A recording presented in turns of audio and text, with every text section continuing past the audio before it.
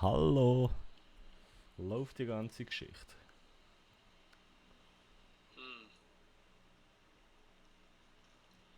Vielleicht mal die aufrushen. Zuschauen.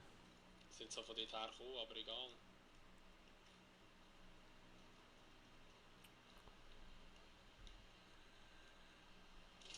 Läuft das da? Test, Test. Ja, das läuft. Wunderschön. Wunderschönen guten Morgen zusammen. Und hallo zurück. Also vielleicht noch am Kassel seinen Stream ausmachen da nebenbei. Kannst du es sein? Tschüss. So. Ich bin zurück von den Ferien. Braun gebrannt. Nicht. Ah, schön. So. Tut mir leid, wenn ich noch ein bisschen verpelter bin als sonst. Aber ich bin gerade aufgestanden vor wenigen Minuten. Und habe einfach übel Bock zu streamen. Ich bin gestern heimgekommen. Und ja, ich dachte, jetzt werfen wir einfach mal einen Stream an. Aber ich glaube, jetzt müssen wir zuerst noch die Insta-Story machen. Dass es vielleicht auch jemand mitbekommt, was wir da machen. So. Ihr könnt gerade live zuschauen. He?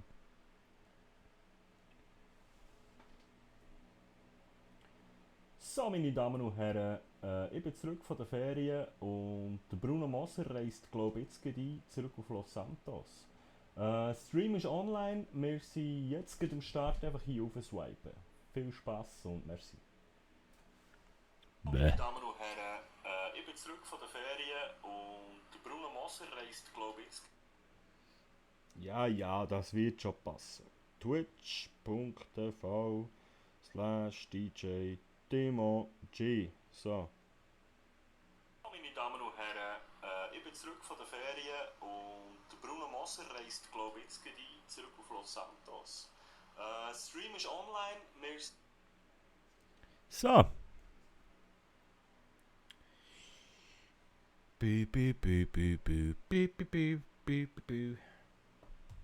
Genau. Das kann ich wohl sagen. Ich weiß es nicht. Da muss ich noch schnell etwas wechseln. So. Wir haben einfach so einiges wahrscheinlich, was wir müssen ändern. Ich habe jetzt einfach mal den Stream angeworfen, ohne irgendwie zu schauen, ob ich irgendwie etwas muss. Was ist das da oben im Ecken da? Hier. Seht ihr das? Sicher. Ich glaube, ich muss meine Cam noch ein bisschen zuschneiden, da oben. So. Ja. Yeah. Der Kenobi! Moin! Wunderschönen guten Morgen, wie geht's?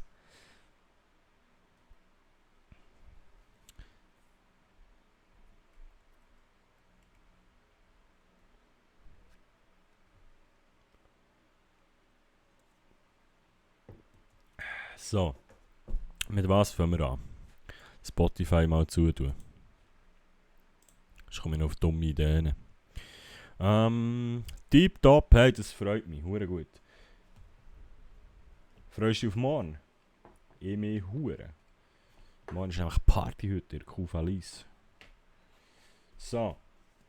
Ich habe noch ein Päckchen bekommen, in der Zwischenzeit, als ich in der Ferie war. Und zwar... Genau.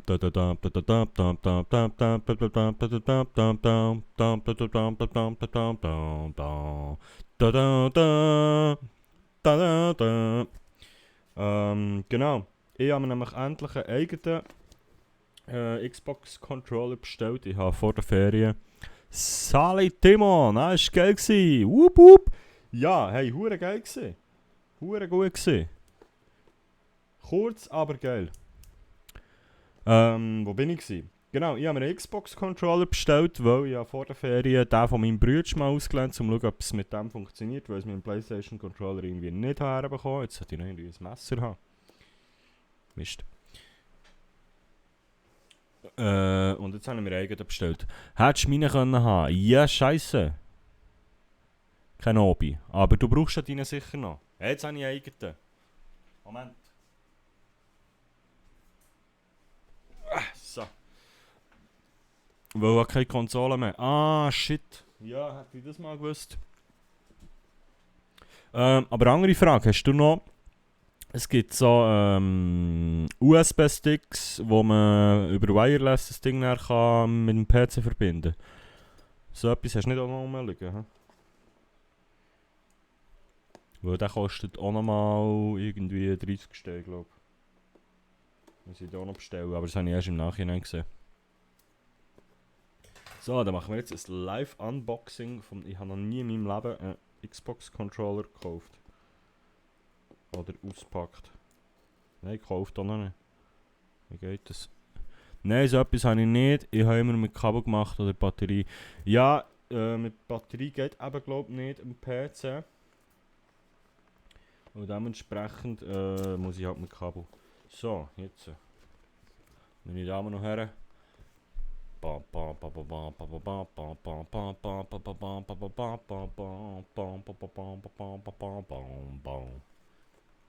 ist schon geil.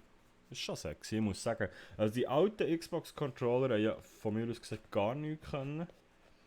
Sie waren klobige Dinger gewesen, aber der ist schon sexy. Hä?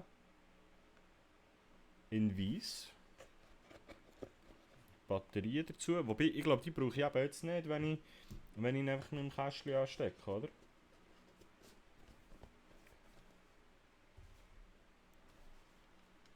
Gewichtmässig.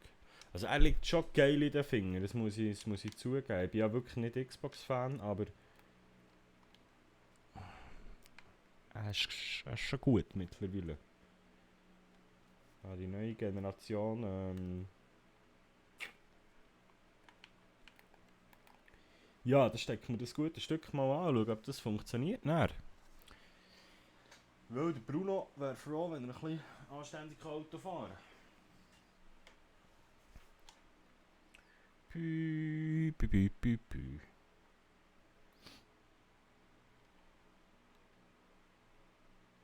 Ich muss nur mal schauen, dass ich da...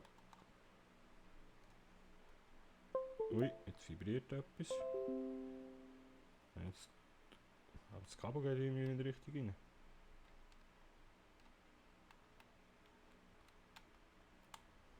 So. Okay, jetzt leuchtet er.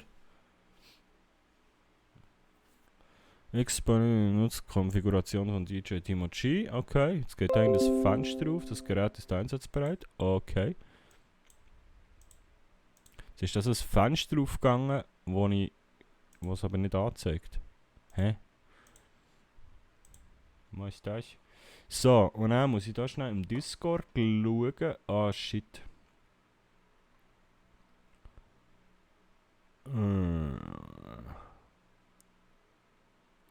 Ja, es gibt wieder irgendwas.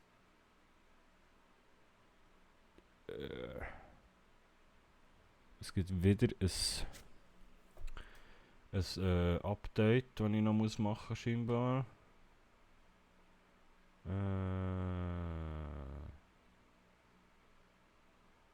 Motorräder, der Roller werden nicht mehr vom Rotation Sync beachtet. Okay, vielleicht ist unser Roller zurück. Aber ich glaube, ich muss also ein Salty Chat Update machen. Scheiße, das hätte ich eigentlich auch vorher schauen können. Also, was muss ich da machen? Teamspeaks unter Extras, Option Erweiterung, Salty Chat installieren. Okay. Extras, Optionen, Erweiterungen,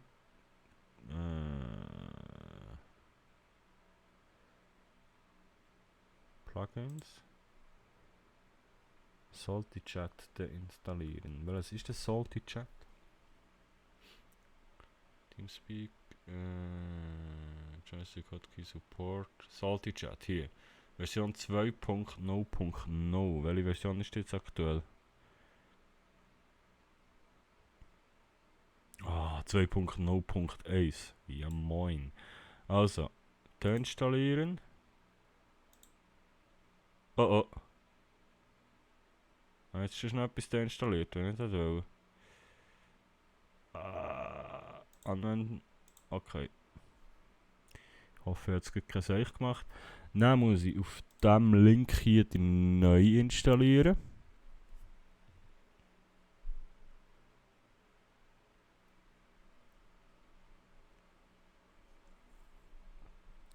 Wie geht's euch, liebe Leute?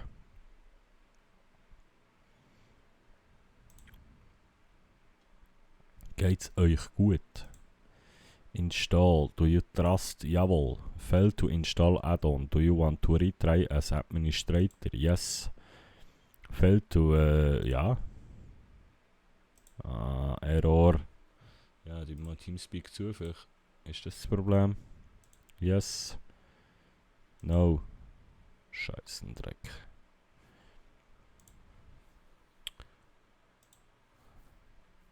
Öffnen. Install. Yes. Yes. Bidüdü. Bidüdü. Bidüdü. Ist jetzt das schon durch? Keine Ahnung. Teamspeak. So. Plugins. Salty Chat. Okay, Extras. Optionen. Salty Chat 2.0.1. Okay. So weit, so gut. Und dann muss man irgendwie noch.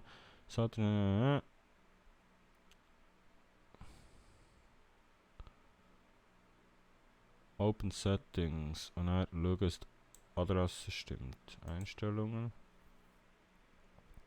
WebSocket Address. Yes, die stimmt. Okay, gut. Das sollte das eigentlich jetzt funktionieren. Da Discord wieder zu tun. Verbinden. So.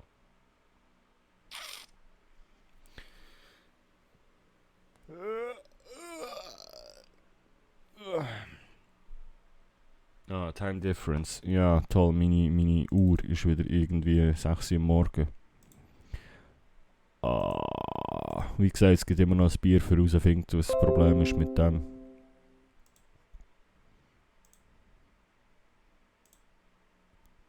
So, ich habe da immer noch so ein komisches Fenster drauf, wenn ich nicht weiss, was es ist. Das möchte ich gerne noch weg haben. Task Manager. Teamspeak, Discord. Task beenden. Steam. Ja, so, okay. Gut. Jetzt sind wir Teamspeak nochmal auf. Verbinden.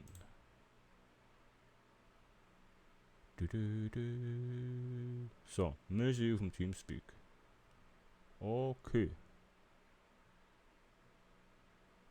Gut. So weit, so gut. Schön. Wieder zurück sein. So, jetzt können wir da. Geht los. Lusor, Beste, Sali. Wunderschönen guten Morgen. Alles klar.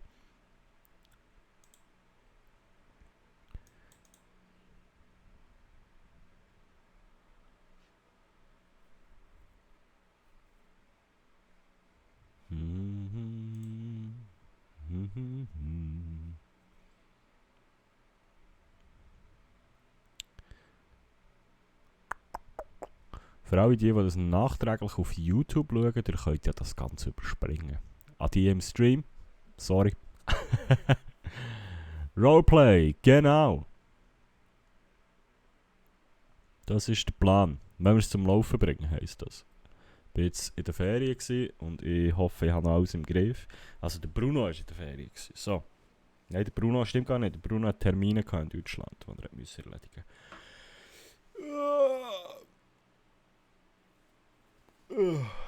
Irgendwann muss ich dann noch heute auf das WC, bevor wir da richtig reinstarten. Weil wie gesagt, ich bin wirklich gut aufgestanden und Stream angeworfen. Ich habe einfach Bock. So, mein MacBook hat noch Akku. Ja. Ist der Castle noch am Streamen? Oder hat er aufgehört?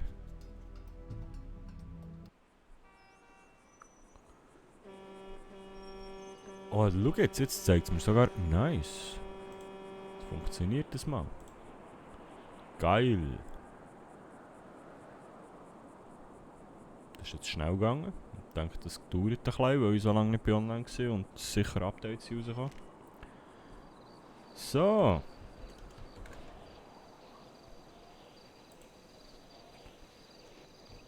Kassel ist ein geiler Sieg.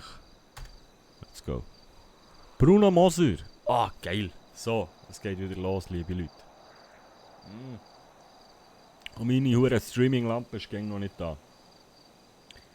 Leider. Grüß raus an Elgato an dieser Stelle. So, let's go. Hat aufgehört. Okay. Schade. Er soll jetzt auch kommen.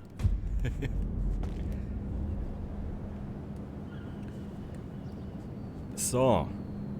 Da sind wir wieder. Nice. Ich und der Bruno haben übrigens jetzt fast das gleiche Cap an. Sieht man das? Fast. So. Back in Los Santos, baby. Ah, langer Flug gewesen. Da müssen wir einfach mal eins räucheln.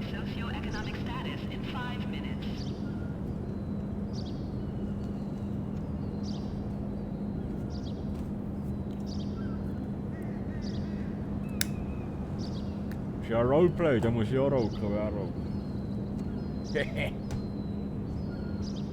Welcome back, Bruno!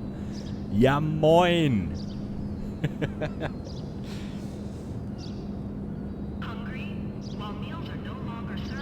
Hallo, hallo! So, funktioniert. Oh, das Kästchen funktioniert. Oh, nice! Geil. Okay. Wo habe ich mein Auto parkiert? Fuck. Ich hoffe mal hier hin.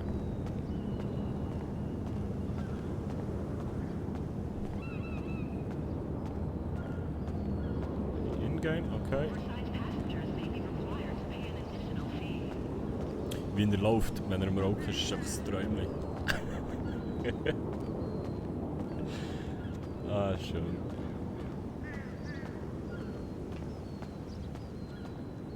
Bruno is back, baby.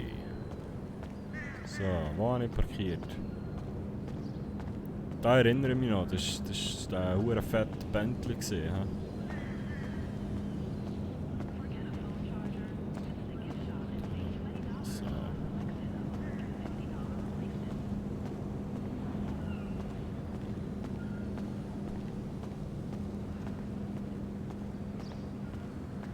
Ja moin, da ist unsere wunderschöne Karosse. Steht sogar noch da. Nur ein bisschen verschoben. Es gibt darum irgendwie noch einen Bug, Rotation Bug, dass die Karren ein bisschen verschoben werden. Ah, nice. Wir sind back im Game, baby. Back im Game. Wunderschön.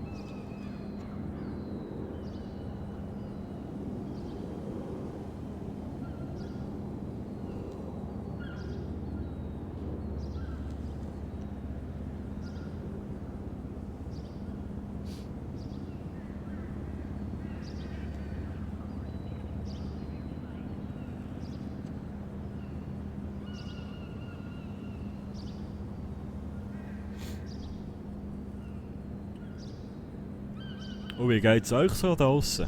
Liebe Leute, habt ihr Bock auf den Bruno? Wie ist der Sound? Ist alles gut? Sollte zwar eigentlich alles so sein wie vorher.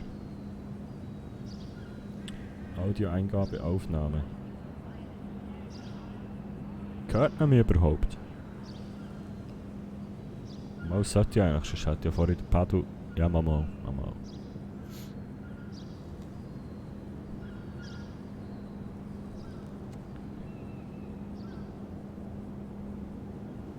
Welcome back, Flexu. Hast du mir irgendein Bits Du hast mir Bits geschickt, aber warum zeigt es das nicht an? Warum zeigt es das nicht an? Moment. Hat mit einem Bits gecheert.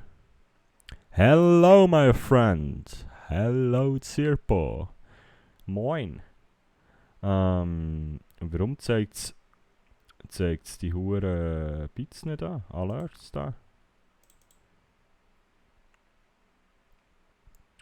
Body Background Color. Streamlabs, Alertbox. Endlich! Ja! Endlich geht's weiter. Du sagst es. Aber ich muss schnell ganz kurz etwas schauen, weil die Alerts gehen irgendwie nicht. Das fixen wir. Weil der SSGT Dodo hat gefolgt, merci vielmal. Lusors Beste hat gefolgt, merci vielmal. Und der Flexu hat Bits geschickt und die Alerts funktionieren nicht. Da muss ich schnell schauen. Aha, bester Moment, wenn man gerade anfangen lernen und wieder eine Ausrede gefunden hat, wieso man jetzt nicht lernt. Sorry, gell? So. Streamlabs Login.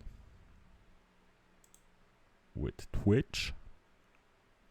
Ich hoffe, ich kann das während dem Stream fixen. Hashtag merci, gell? Ja. So, wie ist das schon wieder gegangen? Alertbox. Warum gehen meine Alerts nicht? Copy. Okay. Test Follow.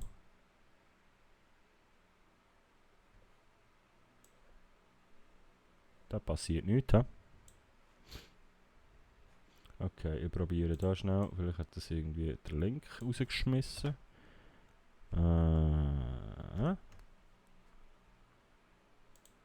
So. Test Follow. Alert Sent. Warum geht es nicht? Test Subscription. Test Bits. Test Rates. Da funktioniert gar nicht. Sehr schön. Nicht. Warum nicht? Use the URL. ABS Classic. No, the Launch.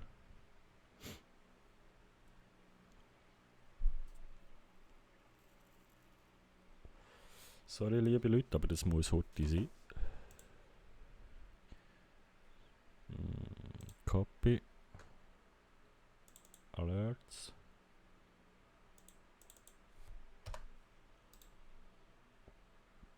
Paste. Was ist jetzt los? Ah, Viren- und Bedrohungsschutz. Bäh.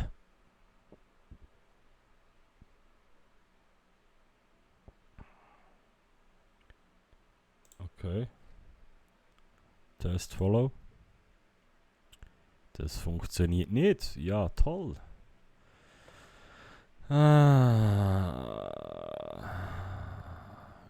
Follows. Das ist alles noch drin, aber warum funktioniert es nicht?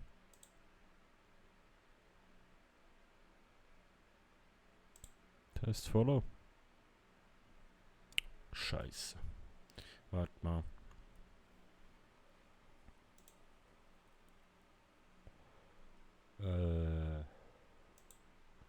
Alerts. Ich lösche den mal, machen einen neu. Entfernen. Ja.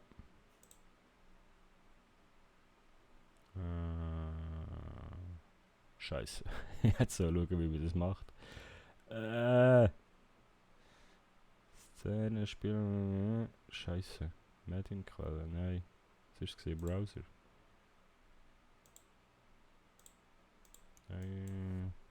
Alerts.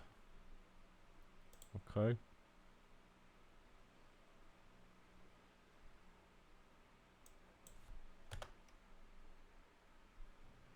Das sieht nicht so aus, wie ich es gerne hätte.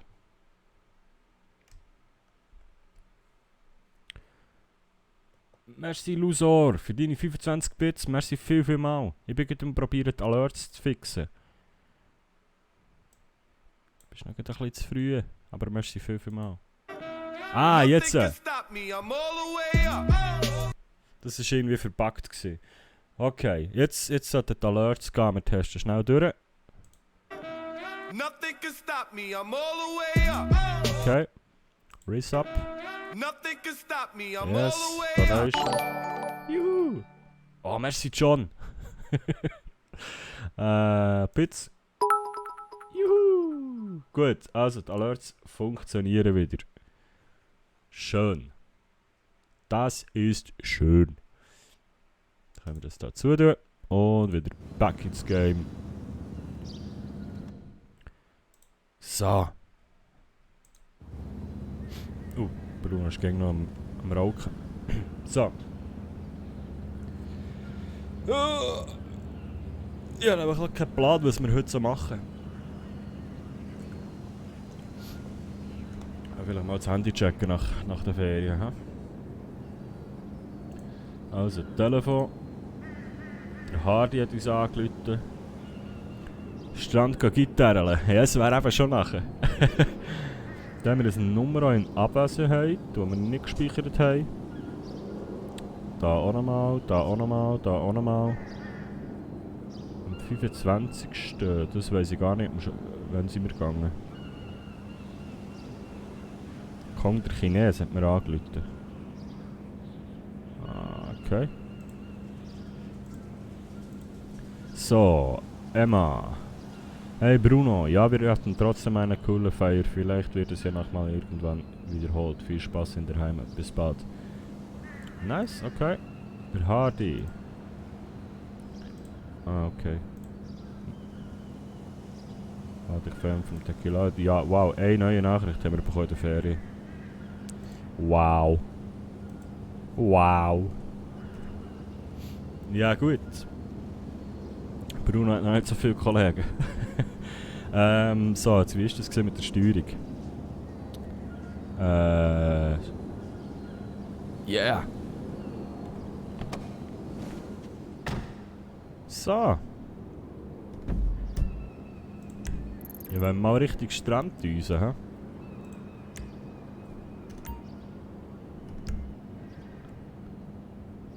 Wie sieht es so essenstechnisch aus? Haben wir da noch irgendetwas? Ah, wir haben glaube ich im Kofferraum...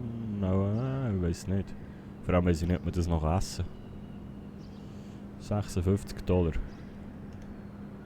Ja gut, dann starten wir mal die Kiste. Mit unserem neuen Controller. Nice. Ah, okay, es funktioniert.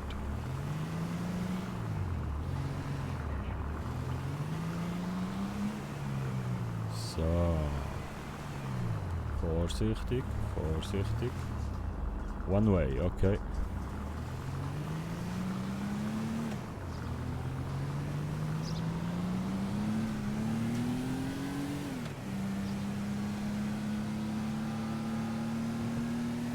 Ah, schön wieder back zu sein. Kann man sich einen Job suchen? Ja. Du kannst, weiss nicht was alles machen in diesem Game. Ah, jetzt kommt mir gerade etwas in den Sinn, wegen Job suchen. Also das ist jetzt nicht Backseat Gaming.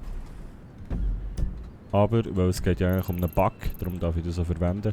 Ich werde schnell schauen, ob unser Roller vielleicht wieder zurückgegeben ist worden. Also, ob sie das gefixt haben. Beziehungsweise, wir gehen sehr schnell in die Southside. Schauen, ob unser Roller vielleicht noch hier irgendwo steht. Weil der war ja verpackt gewesen, und ich glaube, über das dürfen wir auch so reden. Weil wir haben immer noch 500 Steine Kaution draus von diesem Kack-Pizza-Roller.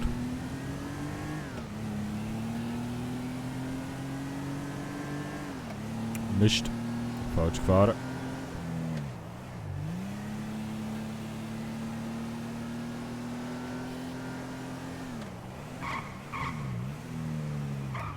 Hast du Verzögerung? Wie meinst du Verzögerung?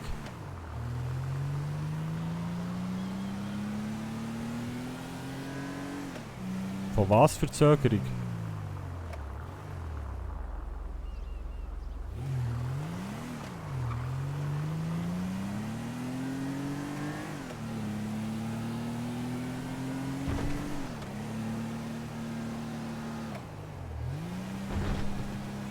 Beim Stream. Ja. Also Verzögerung, einfach, dass der Stream ein bisschen später kommt als... aber das ist extra so eigentlich. Aber sonst läuft er super.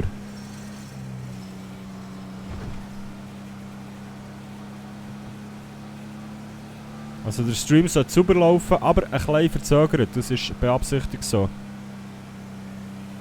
Naja, er meint darum auch von denen, die ihr schreibt, bis ich darauf reagiere. Also der Stream ist etwa 4-5 Sekunden verzögert. Aber legen tut es nicht, oder? Wieso ist das so? Das ist extra so eingestellt. Also jetzt bei diesem Spiel spielt es echt keine Rolle, aber ich habe es jetzt nicht umgestellt. Weil bei Games danach... warte, ist der schnell der Karab.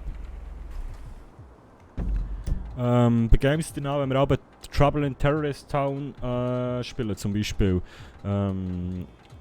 dass die anderen nicht können schauen, wo das ich bin und ob ich Traitor bin und Sachen dann, also in diesem Stil. Für das ein bisschen zu umgehen. Weißt du, was ich meine? So. Jetzt gut schauen, ob unser Roller hier irgendwo steht.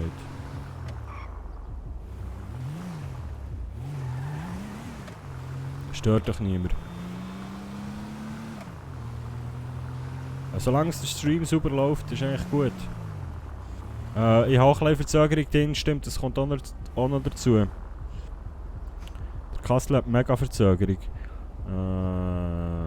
Ja gut, er reagiert manchmal schon einfach später, weil er sehr später liest, weil er mehr aufs Game konzentriert ist. Was ich eigentlich auch mehr machen sollte. Das ist gegen eine Einstellungssache halt. Und zudem... läuft perfekt, okay. Ja, unser Roller scheint hier nie zu sein. Ich glaube, zu Fuß noch schnell schauen. Zudem ist natürlich eine Verzögerung auch nicht schlecht für eventuelle Lags auszubessern. Wenn du ein bisschen Verzögerung hast, dann hat es noch Platz zwischen für ja, wenn es mal irgendwie nicht ganz super läuft oder das Internet nicht ganz so schnell ist, dann kann es das ein bisschen ausbessern, indem das einfach irgendwie, ja, ich weiß auch nicht. So, also wir schauen schnell hier, ob unser Roller irgendwo rumsteht.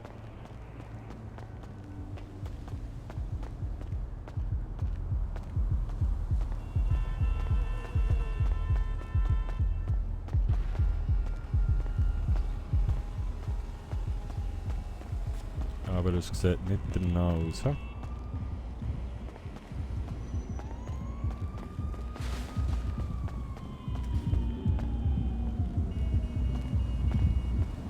Das ist ein Velo. Das sind alles Velos, okay. Oder wenn einer Scheiß drin schreibt, dass die Mods wieder rauslöschen können. Ja, genau. Also gut, der Chat sollte eigentlich keine Verzögerung haben. Der sollte eigentlich relativ schnell da sein, wenn man schreibt. Aber der Stream hat, glaube ich, weiß nicht, 5 Sekunden oder so nur. Aber das ist extra so. So, also. Roller nicht gefunden. Dann gehen wir mal zum Pizza-Heini, schauen, ob der vielleicht dort ist.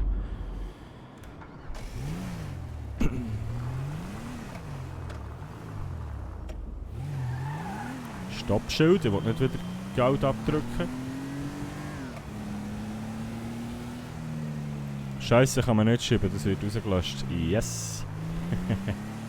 Das hat der Malo hat das, glaube ich, eingestellt. Oder der Pedal.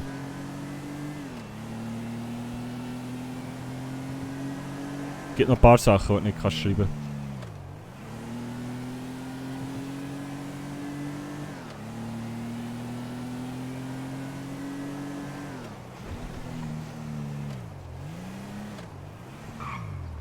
Nutte. Ja, musst jetzt nicht alles ausprobieren, Zirpo. Nein, es sind vor allem rassistische Sachen, die nicht funktionieren, glaube ich. Was so gut so ist. Weil das brauchen wir auch, wenn wir hier nicht. Hast schon ein paar herausgefunden, okay.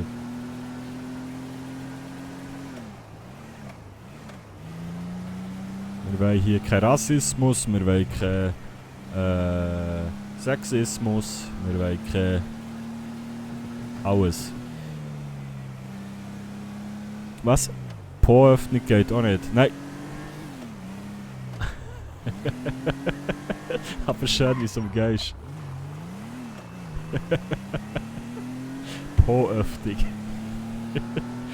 Ja, wir wollen ja kein Problem nehmen mit Twitch, weil ich es vorlesen, weißt du? Oh, stopp!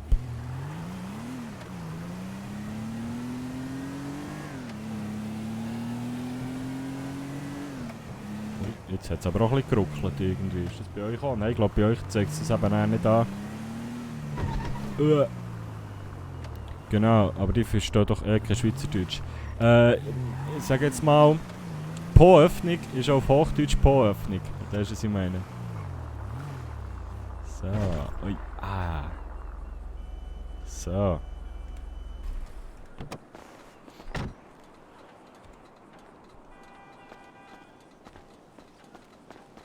Alter, wie viele Kerren das hier stehen? Ist hier irgendeine Party? Ja, aber ich meine so Habasch oder Sauhung oder so. Ja, das ist ja nichts Tragisches. Alter, was steht denn da? Uff. Wow. So etwas wäre auch geil für einen Bruno. Eine Gitarre auf den Rücken und go.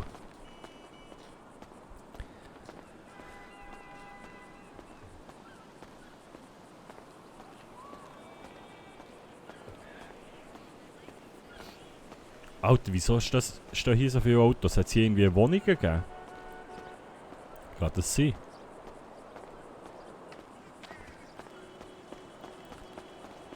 Ah ja, jetzt aber ganz viele fahren. Ja, ein bisschen joggen tut gut nach einem langen Flug. So, jetzt muss ich da ganz dringend mal schnell ein bisschen aufs WC. Hier.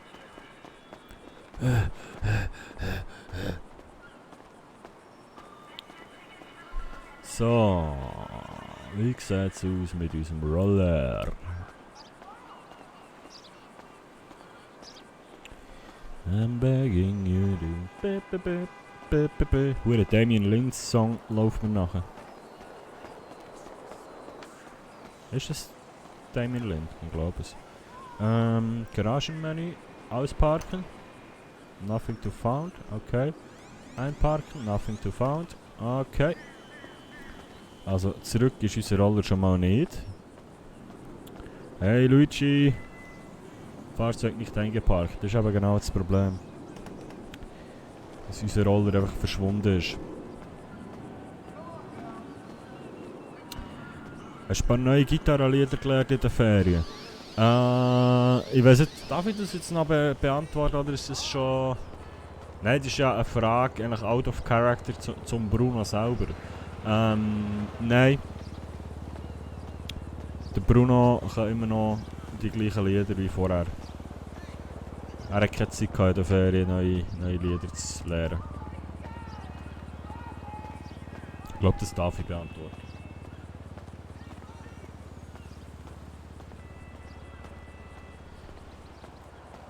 Das ist eine Frage zum Charakter.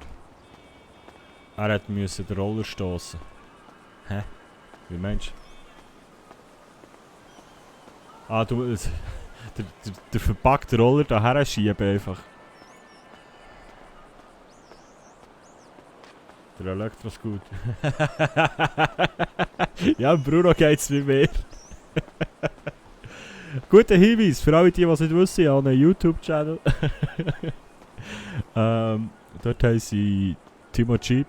Beziehungsweise, nein, wie heisst sie? DJ Timochi oder Timochi? Ich glaube nur Timochi, oder? Wenn irgendein Mod online ist, könnt ihr schnell den Link posten jetzt. Und dort habe ich so Vlogs von meinen Ferien. Ich habe fast alltag einen Vlog hochgeladen. Heute Abend kommt übrigens nochmal einer. Wenn ich es dann schaffe, ihn aufzuladen noch. Weil, oder beziehungsweise habe ich ihn fertig geschnitten. Ich weiß gar nicht, ich muss schauen. Und auch das Video hier, wenn ihr keine Zeit habt, die ganzen Streams zu schauen, ich lade alles im Nachhinein noch komplett auf YouTube. Einfach mal Timo G eingeben, dann solltet ihr es finden. Oder eben irgendein Mod. Ah, Zirpo, merci. Aber ist das jetzt der Link auf das Video oder auf meinen Kanal? Ich kann jetzt nicht drauf drücken. Ich habe keine Hangfreude. Auf das Video. Aha, kannst du schnell den für den Kanal? Gut, nein, ist bei der Karol. Ist egal.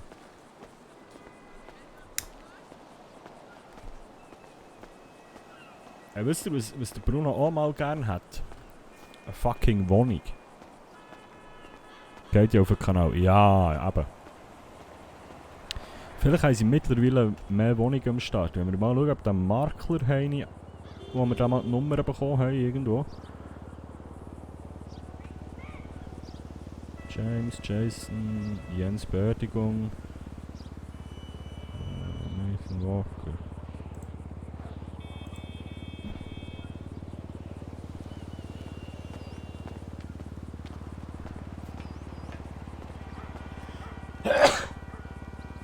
Eieiei. Corona.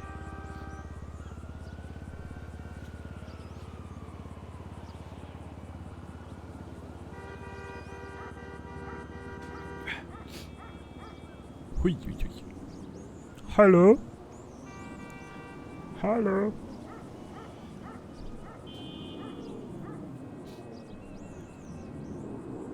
Der nimmt nicht ab. Hallo? Ja, das kackt mir langsam an, dass wir keine Wohnung haben.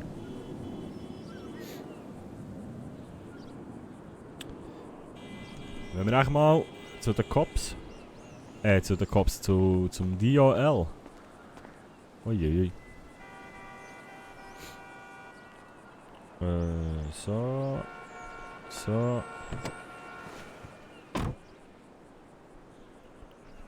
Mal wieder muten in-game.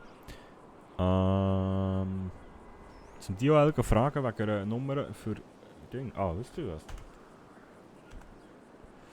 Zeitung lesen, sorry Zirpo, aber es muss sein. Kurz schnell informieren, was es so gegangen ist. Das ist neu. 9.8 Weinwood Amphitheater. Die Zukunft erwartet dich. Okay. Weasel News. Paradise LS Transit Bus Tour. Sightseeing Bus Tour. Scheiße, den kann ich heute ein bisschen lernen. Ja, nicht, tu nur überfliegen, keine Panik.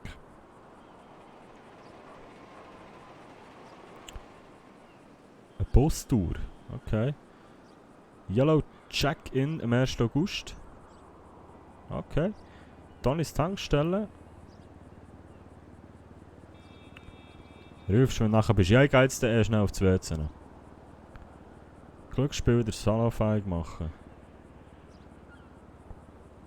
Okay. Ah, mit Lotto auch, nicht mit dem Casino, hä? Ich warte ja darauf, dass einer das Casino auftut. Das hat Stil.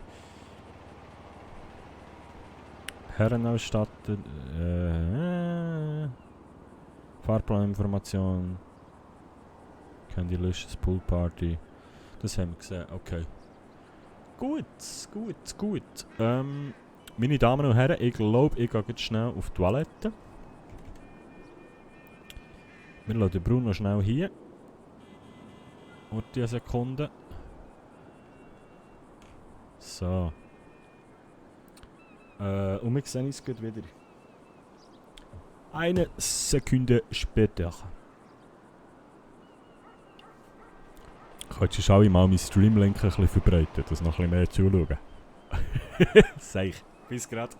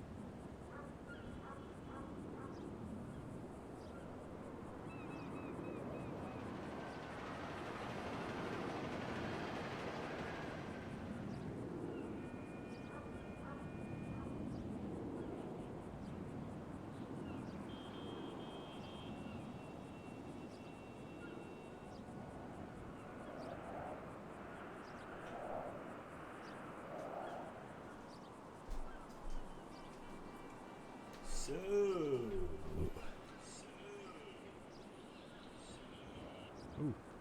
Eigentlich Stream zu tun.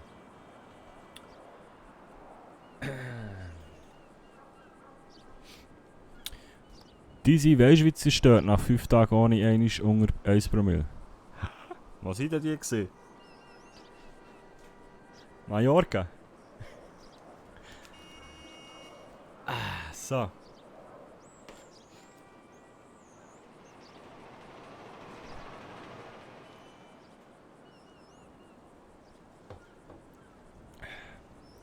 So, und ich glaube, wir fahren zuerst heute zum DOL.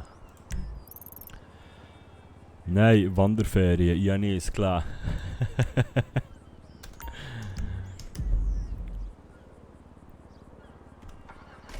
Starten die Motoren.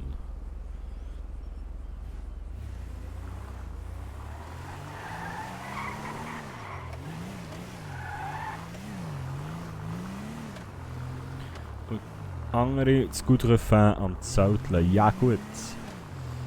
Der weiss ich, was meinst du. Aber eben, da braucht es noch einen Abschluss auf.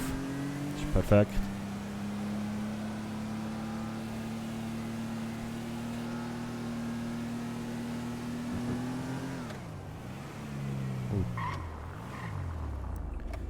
Das ist die einzige Ampel im Spiel, wo wir uns dran müssen halten.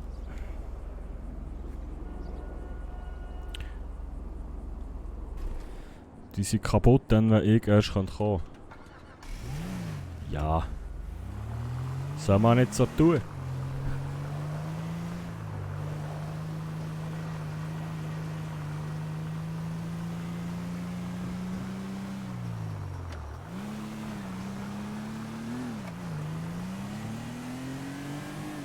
Das Police Department kann man das nachher mal vorstellen. So.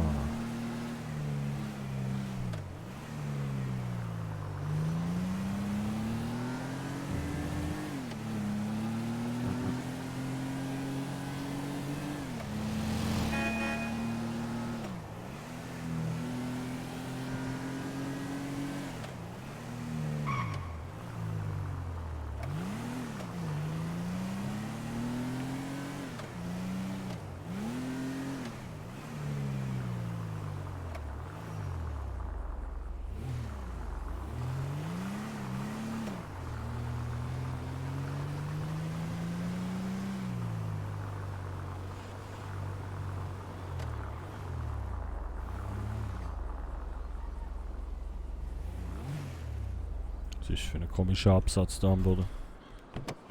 Kannst du so parken? Naja. Okay, gehen wir mal fragen. Hallo, ich bin der Bruno. Das hier muss zumindest Leute tun, das freut mich.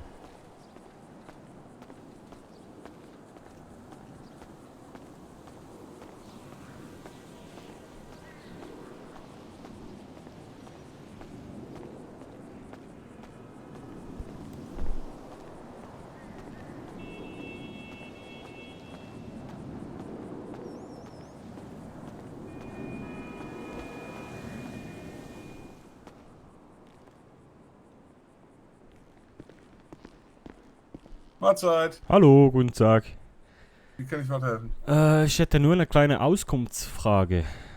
Ich bin Ja. immer noch auf der Suche nach einer Wohnung und ich habe da mal eine Nummer bekommen von einem Immobilienmann, aber ich erreiche den nie und jetzt wollte ich fragen, ob es da noch irgendjemand anderes gibt. Im Moment ist nur die Firma Walker Immobilien eingetragen. Das kann ich Ihnen sagen. Okay. Kann ich da vielleicht mal schauen, ob ich die richtige Nummer habe? Können das gerne mal abgleichen. Wo haben wir denn da? Ja, das wäre die 555. 158 dreimal die 0. Genau. Ja, das ist korrekt. Okay. Ja, da- der ist immer schwer zu erreichen, das stimmt schon. Okay. Habe ich da vielleicht mehr Chancen, wenn ich ihm mal schreibe? Wunderschönen guten Tag, wie kann ich Äh, weiterhelfen? Die können ihm sicherlich mal eine SMS schreiben. Okay, ja, dann versuche ich so mal. Ja. Ansonsten kann ich Ihnen halt nur empfehlen, suchen sie auf eigene Hand. Okay, Hat bei mir auch geklappt. okay. Und wo am meisten Wohnungen frei sind im Moment, wissen Sie auch nicht, ne? Nein, das kann ich Ihnen leider nicht sagen. Okay, Ja? okay. Das ist immer gut Glück. Ich habe auch an vielen Klingeln geguckt, ob da überall ein Name dran hängt oder nicht. Okay, Das müssen Sie einfach mal ausprobieren. okay, wunderbar. Und dann habe ich noch eine Frage bezüglich, ich bin eigentlich noch angestellt da beim Pizzamann unten am Strand. Ja, Habe aber dann, hatte ein Problem mit meinem Roller. Der ist Okay. irgendwie, ich habe in der Southside Pizza ausgeliefert und dann wurde der irgendwie beschädigt. Und der ACLS hat mir dann gesagt, dass sich der Staat da irgendwie drum kümmert mit einem Bergungsteam. Das ist jetzt aber schon irgendwie 1,5, fast 2 Wochen her und ich habe keine Ahnung, was ich machen soll, weil ja, ist ja auch noch meine Kaution drauf, ne? Und solange kann ich halt nichts anderes machen. okay. Da kann ich Ihnen jetzt so gar keine Auskunft zu geben. Okay, Aber ich hole ihm mal hier so einen schicken Hemdträger. Vielleicht wissen die da mehr. okay, sehr gerne.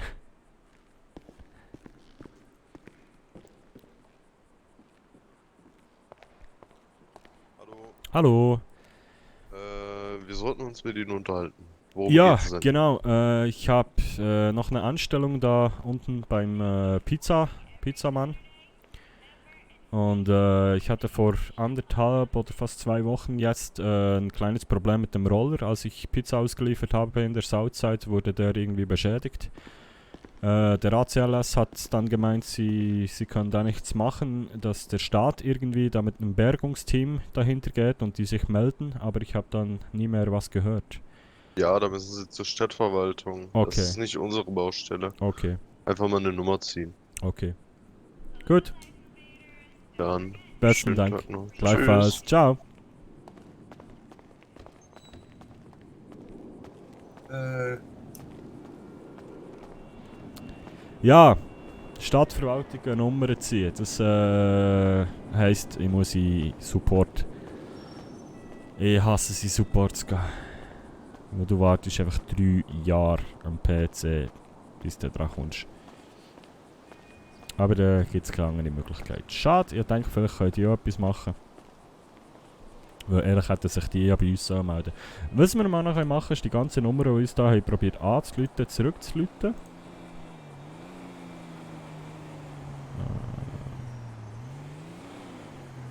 Da zum Beispiel.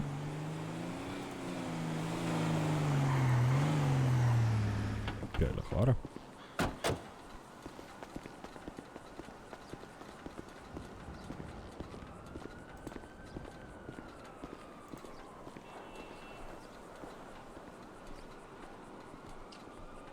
Jo, Bruno. Jo, moin moin, wer ist denn da? Sorry, ich habe die Nummer irgendwie nicht gespeichert. Mhm. Ja, Ben ist mein Name. Kennst du Ach mich doch? so, ja, alles klar. Mhm. Wie lange warst du nicht schon hier? Warst du lange am Pennen oder was? Nee, ich musste zurück in die Schweiz. Ich hatte Okay. da noch etwas zu tun, geschäftlich. Von früher. Ja. Was machst du denn jetzt gerade? Ja, jetzt war ich gerade beim DOL und wollte mich erkundigen, ob die was wissen irgendwie wegen Wohnungen.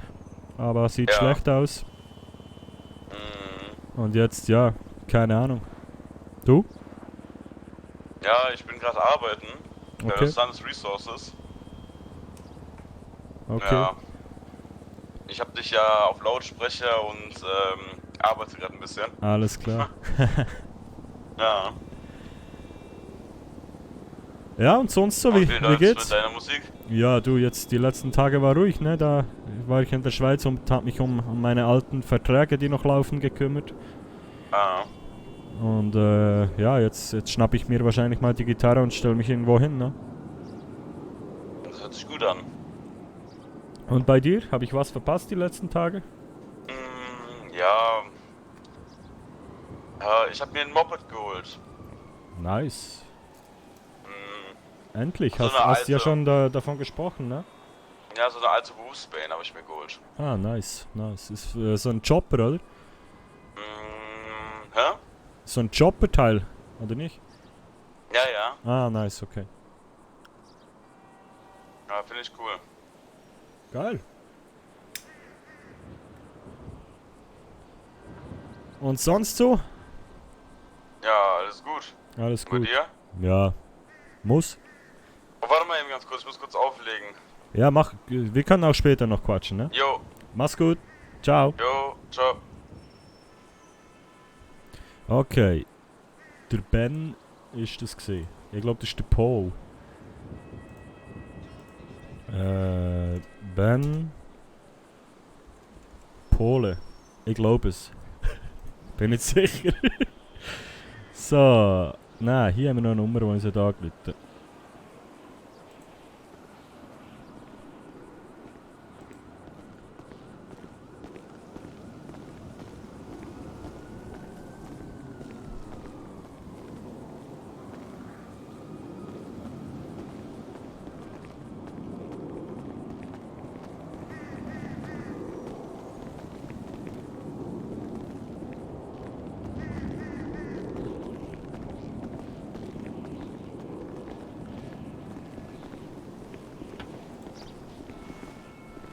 Nicht ab. Nein, was haben wir noch? Das war 67, 89.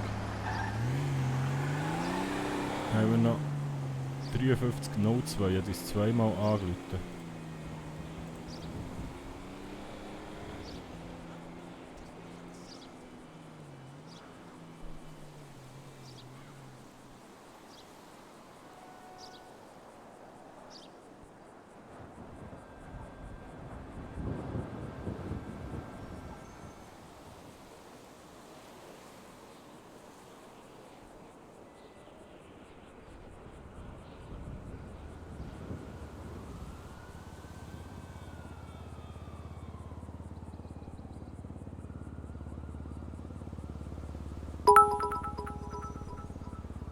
Flexo! Merci vielmals!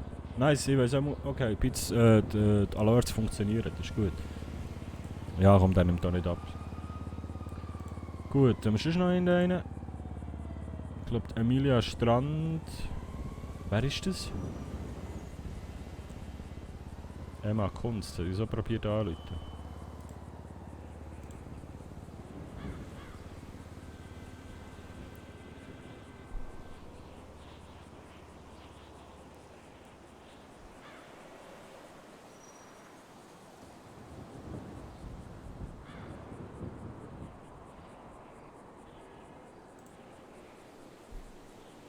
Okay, nimmt da nicht ab. Gut, das Auto aufgespliessen, einsteigen.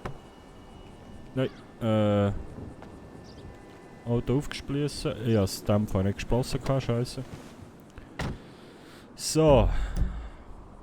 Ja, aber das Problem ist, wir können eben auch keinen anderen Job annehmen, solange wir den huren Pizza heini Scheiß noch haben. Und ich will einfach meine $500 wieder von diesem Arsch.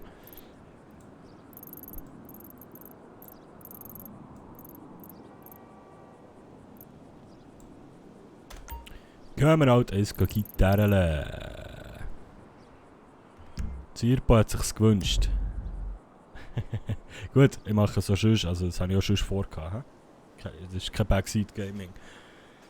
Oh, das muss ich noch einen Hang frei haben zum Fahren. Bekommst du so Sozialleistungen? Ja. Ich bekomme $40 in Stunde, wo ich wach bin. Also das heisst, wo ich im Game bin. Bekomme ich $40 pro Stunde, wo ich im Game bin.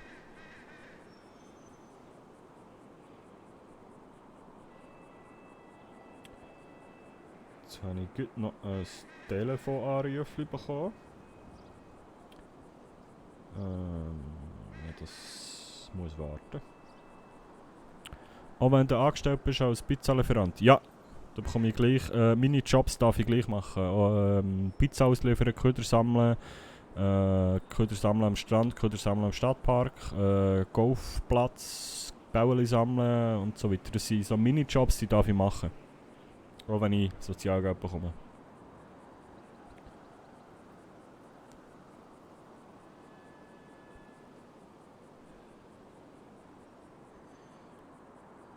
Also alles easy.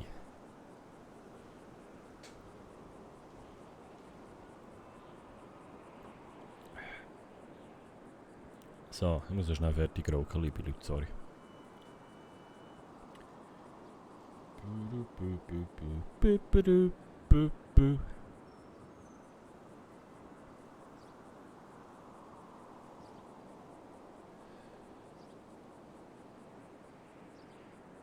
dann geht's ab an den Strand Gitarren. Ich kann mir angefangen das Ding auftun. Nein, nicht das. Das da. Plugins, RP Soundboard, Open Soundboard. So. Gut.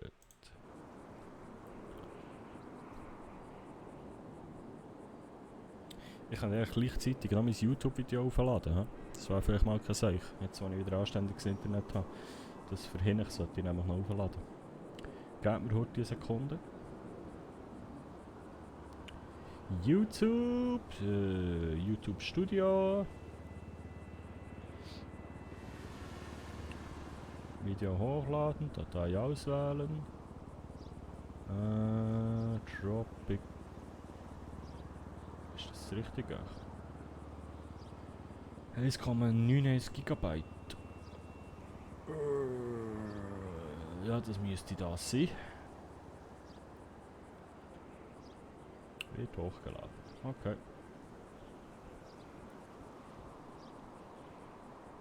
Ah, das ist ein Träumchen, wie das wieder raufgeht. Schon dazu schauen, 3, 4, 5%, 6%. Gestern, hey, ich sage euch, also jetzt allgemein Deutschland, Internet, Katastrophe. So. Let's go, der Hase.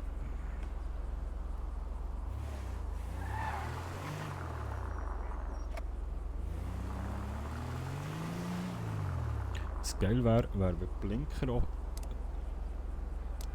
auch funktionieren über das Kästchen. Das könnte ich eigentlich mal noch einstellen.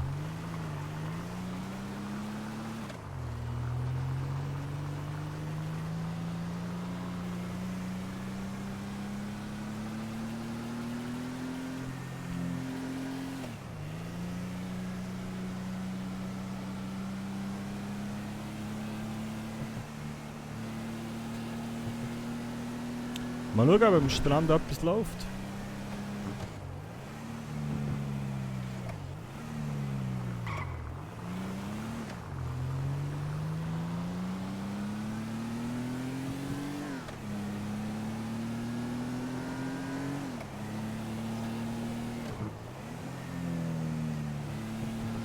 Ja, das ist noch grün.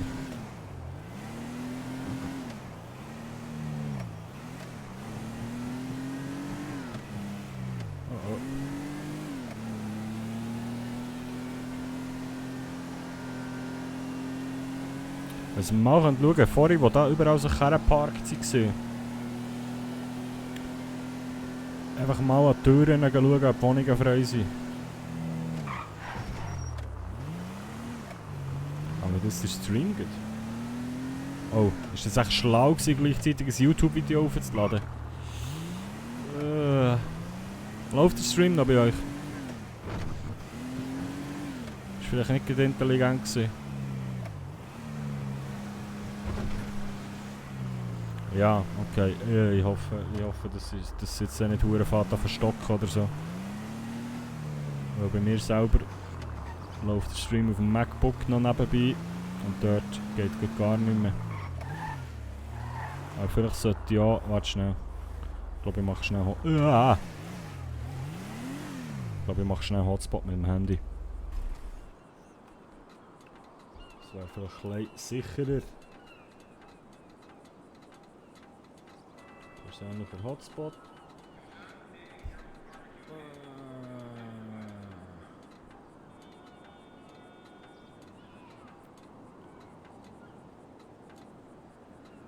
Das ist nicht so schlau gewesen.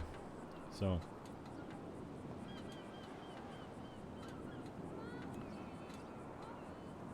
Okay.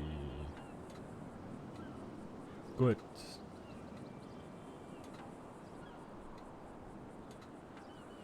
Hast du eigentlich noch mehr Emotes gemacht? Nein, weil ich kann nicht mehr rein tun eben. Das ist ce truc.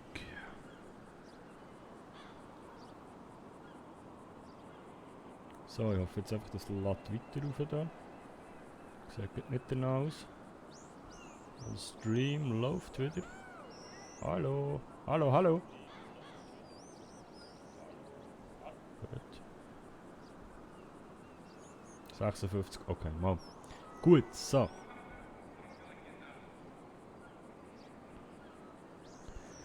Nur Bern und Aargau. Nein. Es gibt noch Zürich und Basel. Aber da musst aber auch Stufe 2 und 3 sein. Hä? Ich glaube, für das Zürich-Emote musst Stufe 3 sein. Weil Zürcher haben am meisten Geld, man kennt es. Und für das Basler Stufe 2. Ja, ich kann es im Moment nicht anders machen. Ich kann nur 2 Emotes rein tun bei Stufe 1. So, aussteigen. Auto gespliessen. Ah shit, ja Hunger. Hoffentlich habe ich etwas im Kofferraum. Sonst müssen wir mal einkaufen. Kofferraum. Was haben wir da noch? Nur noch Bier. Scheisse. Scheisse, Scheisse, Scheisse, Scheisse, Scheisse. Ja, wir können uns einfach mal schnell Horti umziehen. Das können wir machen. Ah, wie flüssig das alles jetzt läuft. Nice. Also da Horti da drin. Dann legen wir das Basketball-Shirt an. Rote Chino-Shorts, das sind unsere Badhosen. Anzughemdli, klassische Anzughose, das passt. Gut. Die Gitarre lassen wir noch drin. Wie schaffst du das? Du musst ein Abo abschließen, glaub. Also, du kannst. Warte schnell. Wenn du auf Abonnieren gehst unten dran oder Abo verlängern, weil du bist ja glaub ich Abonnent, dann kannst du dann Abo verschenken. Warte schnell, ich muss selber schnell schauen. Dann weiter runter scrollen. Dein Abonnement. Abo verlängern.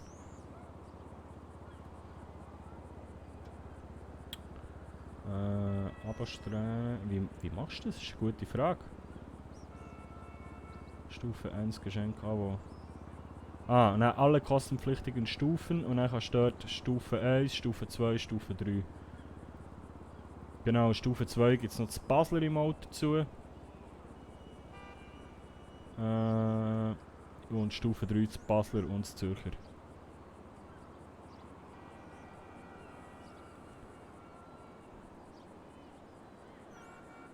Genau. Aber das müsst ihr eigentlich nicht machen. Ist, also ja, wer will, darf gern. Sage ich nicht nein, merci vielmals. Aber ja. Bist auch froh, wenn ihr zuschaut. So, ja, irgendwie etwas zu essen sollten wir haben, verdammt. Sollte ich wissen, was hier irgendwo eine Tankstelle gibt oder sonst irgendwie etwas zu essen. Geht auch nur über den PC, finde es nicht auf dem Handy. Moment mal. Twitch. Schick.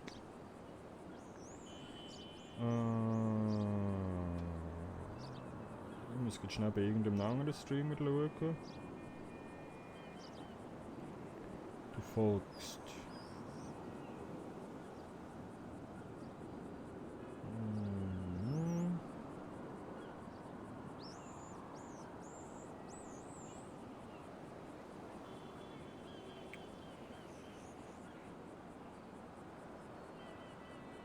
Das ist eine gute Frage im Fall. Ich habe keine Ahnung. Ich habe keine Ahnung. So, Schittel, Schissel, Diesel. Etwas zu essen. Schade, dass Tankstellen schon easy, schau dir mal auf dem PC. Okay. Schade, dass Tankstellen hier nicht angezeigt werden.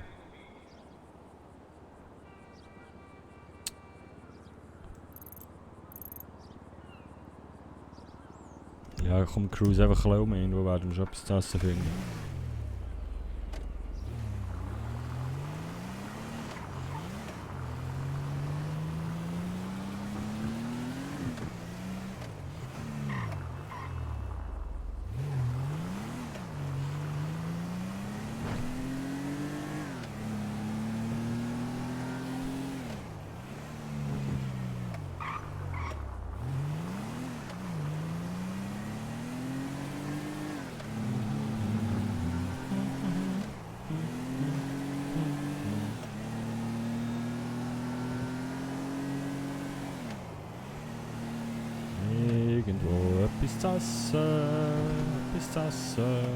Pistazze. Da oben ist Weasel News. Jetzt hat da vis-à-vis so ein Restaurant. Dort. Steht jemand rum? Sieht schlecht aus. Ei. Ja, hier hat es eine Tankstelle, wo nie jemand ist da war. Aber ich glaube, das ist die jetzt neu eröffnet sind. Ah, hier.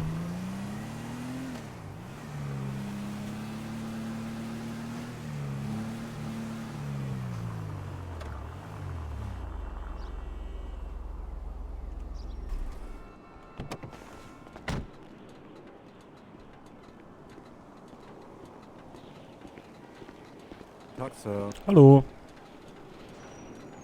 Hallo. Kann ich Ihnen vielleicht eine Autowäsche anbieten? Nö, ich denke, passt grad. Danke vielmals. Ein andermal wenn Sie- gerne.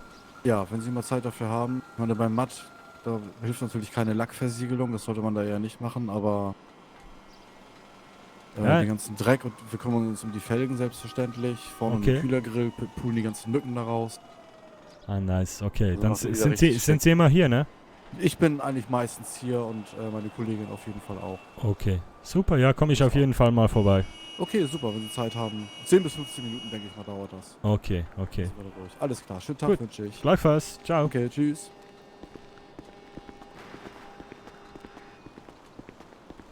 Ah, ich hab's vermisst. Das ist einfach geil. Autowäsche machen sie. Geil.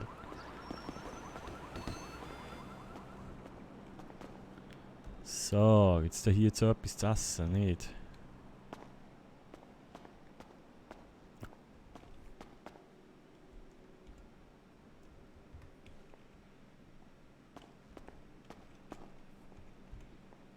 Ah, hier. Ja, was haben wir hier? Whiskyflasche, Alter. Rum. Sekt. Alles klar. Wie? Tequila. Tequila Flasche. Ah, wie geil. Limonade. Ah, wie geil. Es wird immer mehr. Was haben wir hier? Oh, noch mehr Limonade. Was haben wir hier? Was Sekt? Tequila Flasche. Bier. Bier. Das gesagt. Rum. Rum. Okay. Ja, geil. Aber ich will etwas zu essen. Ich sehe ja etwas zu essen irgendwo. Bitte. Mango Pudding. Birne. Baked Beans. Ah, es wird so gut. Kräftespeis. Kräftespeis. Ist das Kräftespeis? Und nur für $9. Ey, da schlagen wir zu. Moment.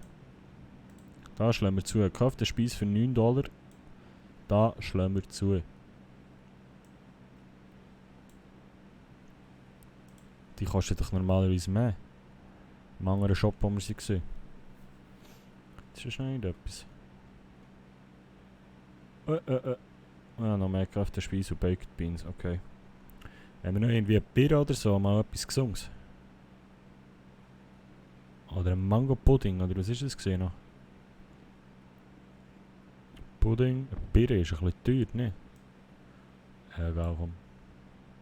Da. Nice. Jetzt haben wir noch mehr.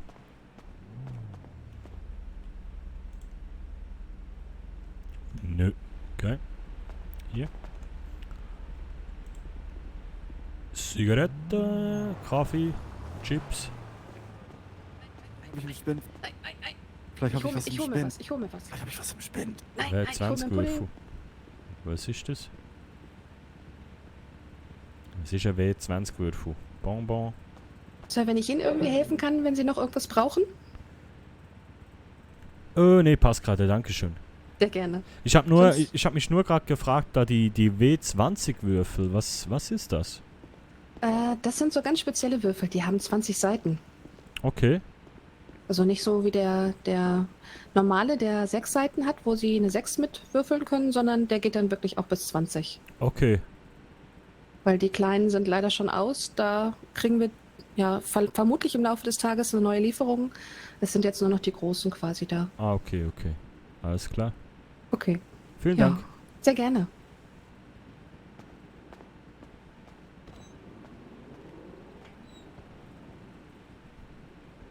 Aber für was braucht man die? Und hier jetzt einfach Pipes. Also ich glaube, du kannst schnell Gras und so, weißt du, so, das kommt schon gut langsam, ich sage nichts.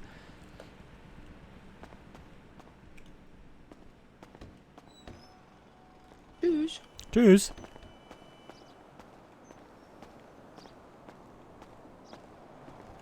Ich noch schnell Horti. Ja, zum Würfeln ist schon klar, aber so in-game, für was braucht man die? Illegales Glücksspiel auch schon. So, dann Horti noch. Danke! Das habe ich nicht wollen, das war die falsche Taste. Sollen wir nochmal aussteigen? Da muss ich. So.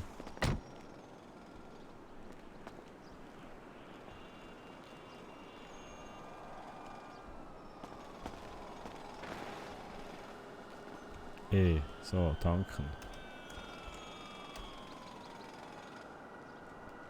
Für $30 auftankt, $31. Ja, das ist doch gut.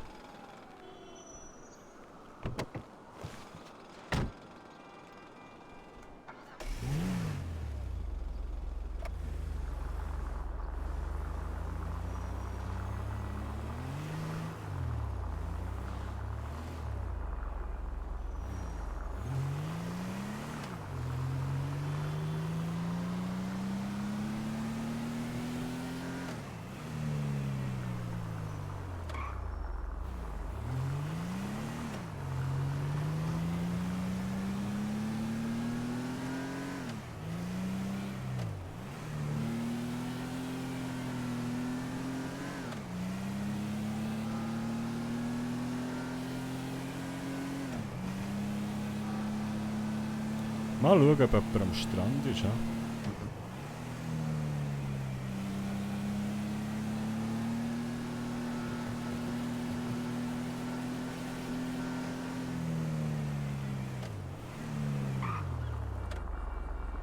Muss etwa 20 Minuten gehen, habe auch noch ein Meeting. Das ist doch gut. Ich höre dann auch irgendwann auf jetzt und mache am Anbauen eventuell noch einen längeren Stream.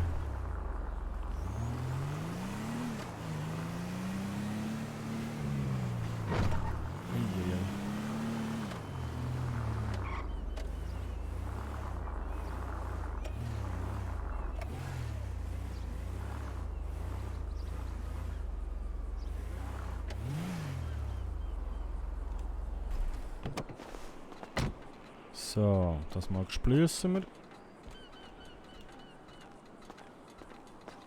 Und dann unsere Gitarre nehmen. Zack. Auf den Rücken schnallen. Ah, vielleicht etwas essen während dem Laufen. He? Einmal Köftespieß. Essen. Geil. Aber jetzt ohne Reden.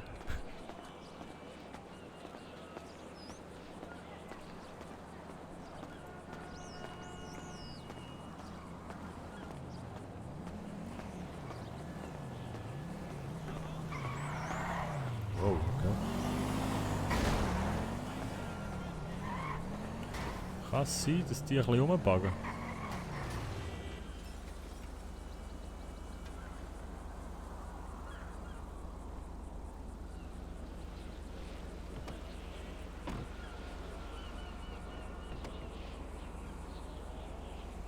Ist auch alles gut bei denen? Okay. I love Vespucci Beach. Ein geiles T-Shirt. So. Fitnesscenter.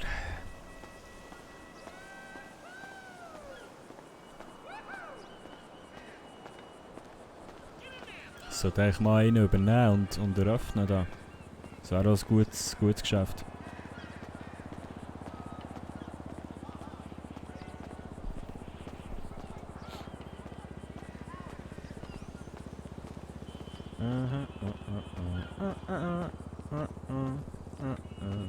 Weil ich muss dann unbedingt mal in Support hocken, aber was haben wir jetzt? 3? Stimmt das? Ja. Ich glaube ab der 4 ist der Support rum. Also es braucht eben, wie gesagt, hure Zeit. Aber hey, schön sind wir wieder da. Ah, es war kalt und grusig in der Schweiz. Auch wenn Sommer ist. Schweiz und Deutschland.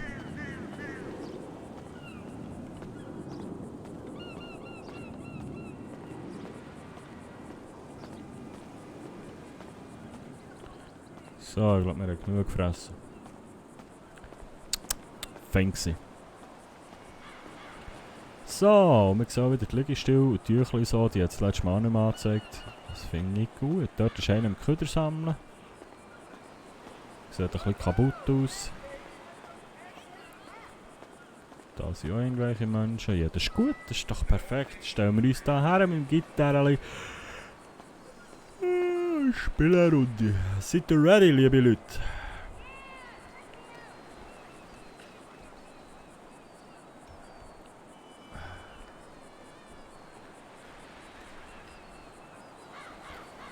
Let's go. Viel Spaß mit dem Bruno Moser.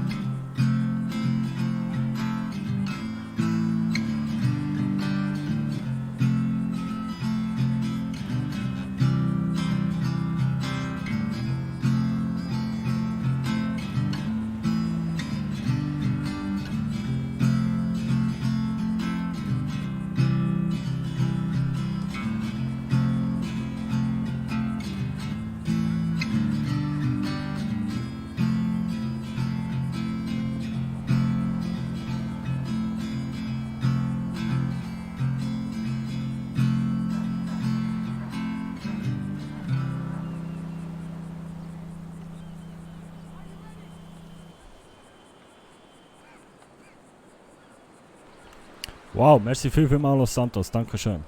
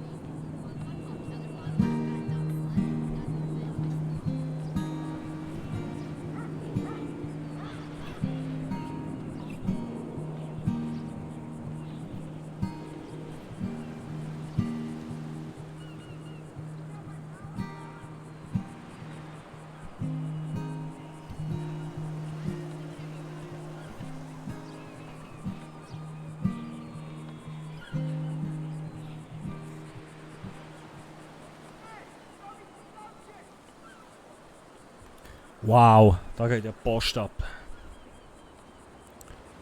Da geht ja die Post ab.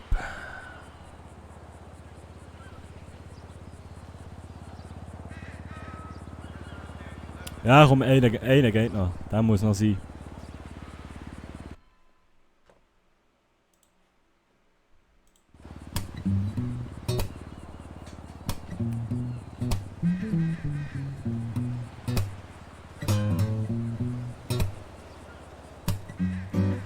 Der Bruno steht am Strand. Schau aufs Meer und genieße das Wetter. Eine schöne Frau läuft gerade vorbei. Und ich weiss nicht, was ich so bin. Die Sonne scheint mir auf meinen Arm. Und ich mache mir keine Sorge. Es ist nichts los am Strand, ich verhungere. Wenn es so weitergeht, bin ich gleich tot. Bei der Bruno Mann, bei der Schweizer Bruno Mann, bei der Bruno in Los Santos. Bei der Schweizer Mann, bei einem kleinen Schweizer Mann, bei einem Schweizer in Los Santos. Das Meer scheint so warm zu sein.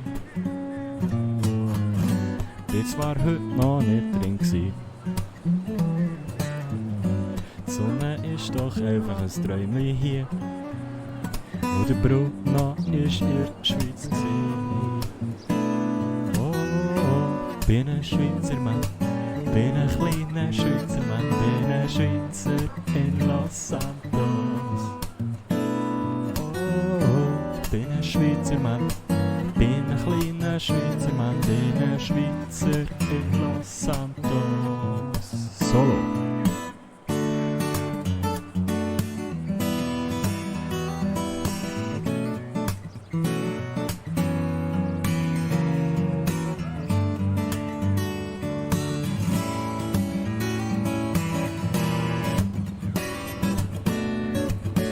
Breakdown, come on.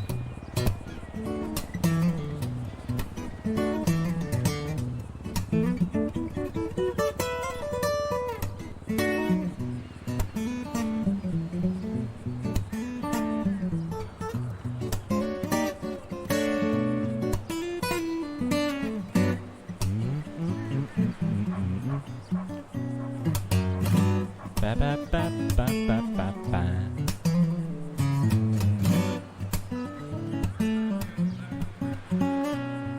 Bin ein Schweizer in Los Santos. Bin ein Schweizer Mann. Ich bin ein kleiner Schweizer Mann, bin der Bruno in Los Santos. Ich bin der Bruno Mann. Ich bin der Bruno Mann, bin der Bruno in Los Santos. Come on. Bin der Bruno Mann. Bruno Mosermann, bin der Bruno in Los Santos. Ich bin ein Schweizer Mann, bin ein kleiner Schweizer Mann, bin ein Schweizer in Los Santos. Bin ein Schweizer in Los Santos. Bruno Moser in Los Santos.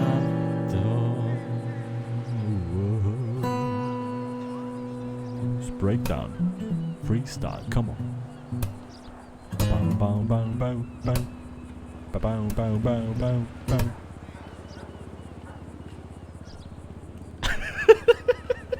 Okay.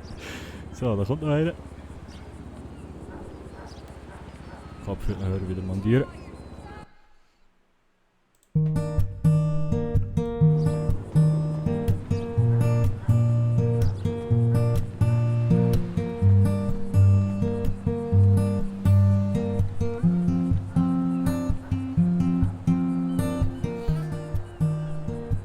Kom maar wieder.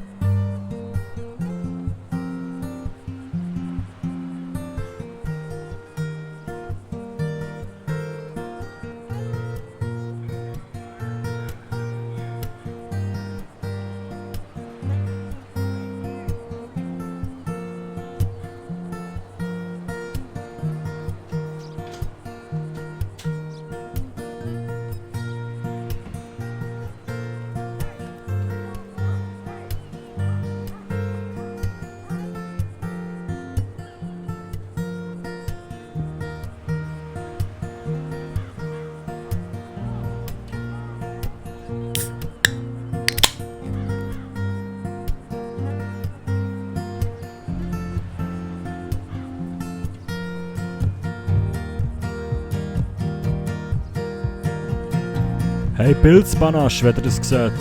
Sponsoring wäre geil. Bin auch wieder da. Hey Kenobi!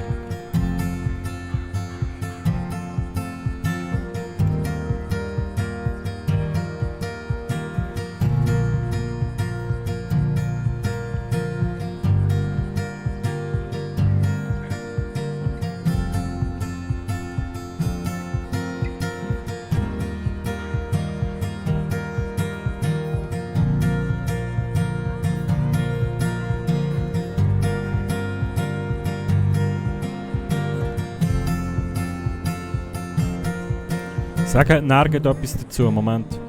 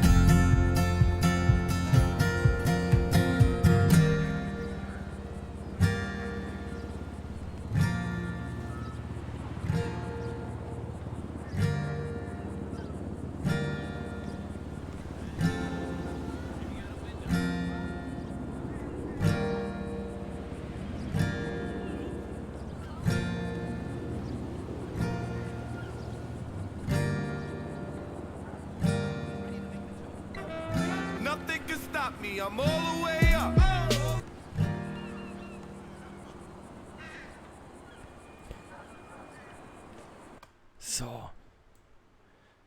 So, jetzt kann ich schnell. Sind wir gemutet. Matti! 190000. Merci vielmals für dein Follow. Anonymer Cheerer, merci für die 3 Bits. Und Flexu, merci. Ah, das ist 40 Minuten her. Okay. So. Warte, ich muss mal. Ja, Gitarre können wir schnell ein bisschen in der Hand behalten. Hure gibt's aus. Jawohl. Padu, am Freitag nehmen wir wieder eine Flasche. Genau, so morgen gibt es noch aktuell ein kleines Problem. Nicht? Und zwar hat scheinbar das BAG, das habe ich da vorhin mitgelesen. Moment, ich muss schnell lesen.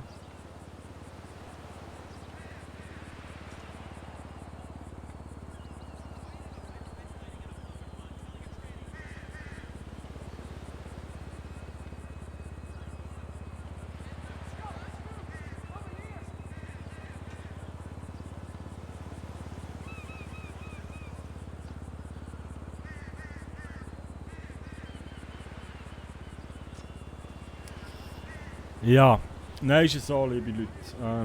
Das BAG hat eine Meldung rausgegeben, also eine Empfehlung. Und das ist ganz, ganz wichtig. Bis jetzt ist es eine Empfehlung. Schauen, wer wieder da ist. Hey, Riotix! Moin, moin! Zurück von der Ferien. Das BAG hat eine Empfehlung rausgegeben, dass man Partys nur bis 100 Leute machen soll. Es ist aber im Moment nur eine Empfehlung. Es kommt jetzt ganz darauf an, was der Kanton macht. Falls der Kanton jetzt morgen, oder heute auch nicht mehr, aber morgen raushauen, dass man nur bis 100 Leute darf, dann sieht es shitter aus für Partyhütten, sage ich euch ganz ehrlich. Oh, da kommt einer.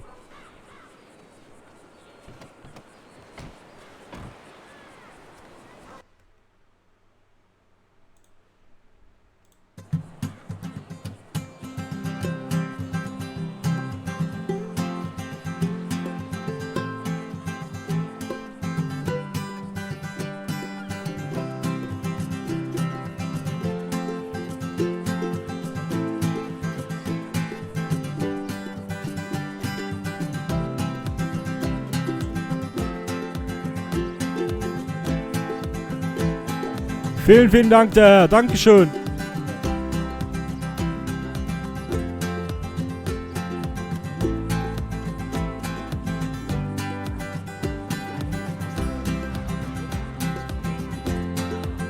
Ich höre Sie fast nicht. Ja, jetzt besser, ne? Ja, Wenn es auch was Latino-mäßiges oder sowas. Moment kurz. Ich muss ein bisschen leiser spielen. Natürlich. So, jetzt Ich nochmal. wollte nur fragen, ob sie auch was Latino-mäßiges spielen können. So Mexikanisch, Latino, so. Latino-mäßig im Moment nicht, aber ich arbeite dran. Okay. Weil noch ein mexikanisches Restaurant, was bald eröffnen soll, sucht nämlich noch ein, zwei Musiker. Okay, Die musikalische Untermalung direkt vor Ort. das klingt interessant, weil ich arbeite ständig an meinem Repertoire. Ja. Da gibt's eine, da müssen sie einfach mal kennen Sie Nanas Friseursalon? Nee, sagt mir nix. Nee? Kennst du Lolitas Bar? Die ist gleich da vorne um die Ecke, ne? Genau, richtig. Ja. Und wenn Sie die Straße ein bisschen weiter nach Norden gehen, Mhm. da ist nämlich eine Friseursalon. Okay, Auf der gleichen Hauptstraße so gesehen. okay. Und da, Also Richtung Stadt, also vom Meer entfernt so, ha? Ja, nee. Oder, also oder parallel zum Meer. nach oben eher so. Okay, Also die okay. Hauptstraße von Lolitas Bar einfach ein bisschen weiter nach oben. Okay. 2 Blocks weiter. Dann ist da nämlich das sind da glaube ich meistens auch ein orangener Webstudio Okay. davor. Und da müssen Sie mal bei Nana fragen. Und sagen Sie mal, dass Sie Musiker sind. Okay. Und wenn Sie wirklich vielleicht ein bisschen mexikanisch spielen können, Mhm. dann fragen Sie mal nach Juliana. Die sucht nämlich noch welche für ihr Restaurant, das bald aufmacht. Okay. Wahrscheinlich. Ja, das werde ich auf jeden Fall mal machen. Dann kann sie nämlich die Nana nämlich an sie vermitteln. Ich habe ja ihre private Nummer nicht. Okay. Oder, ich weiß nicht, ich glaube, sie könnten sogar auch, glaube ich, dort bei Taco Libre selber anrufen, glaube ich. Okay. Warte mal, habe ich die hier? Die Nummer? Moment, ich leg mal meine Gitarre Ja. weg. Ja, natürlich. Ist da mal so. So. Das ist die Nummer 888-222. Moment. Und wie heißt der Laden? Taco Libre, soweit ich weiß. Taco Libre. Bin mir aber nicht mehr richtig sicher. Kann aber, ja, müsste eigentlich die sein. Okay, Ja. und das war die Nummer 888 Ja, 222. 222. Und wenn Sie da keinen erreichen, dann würde ich Ihnen empfehlen, einfach mal bei Nanas Friseursalon mal zu fragen. Da kriegen Sie Okay. auch sogar eine gute Kopfmassage für $10. Oh, das klingt gut. Ja, das ist sehr praktisch. Sonst kann ich Ihnen auch gerne mal meine Nummer noch geben, wenn Sie jemanden treffen oder der jemanden sucht. Ja, ich guck mal. Ja, Genau. die spinnt. So, jetzt aber. Das wäre die Vorwahl und dann Ja. die 603 603, ja. 029. 029. Okay, wie Ihr Name, genau? Das ist Bruno Moser. Bruno Moser. In Klammern. Gitarrist, Musiker. Gut, dann weiß ich da Bescheid. Okay, bestens. Vielen Dank. Gut.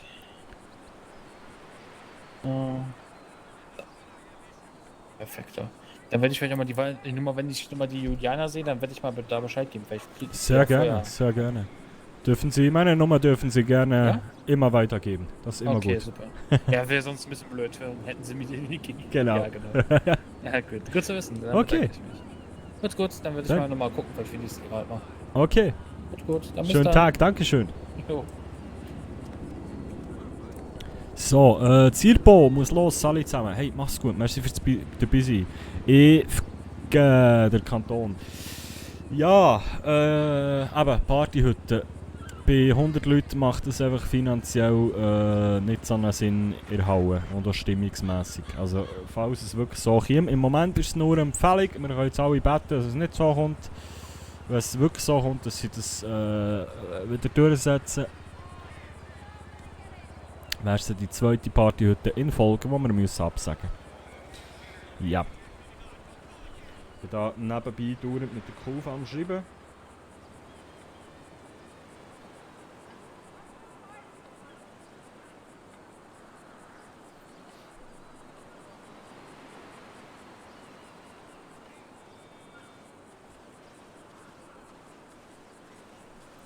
Ja.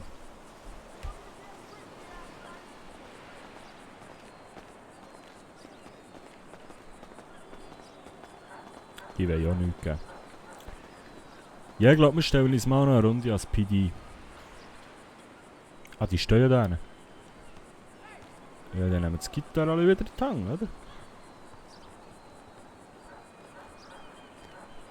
Stellen wir uns so her, dass sie uns sehen. Und go.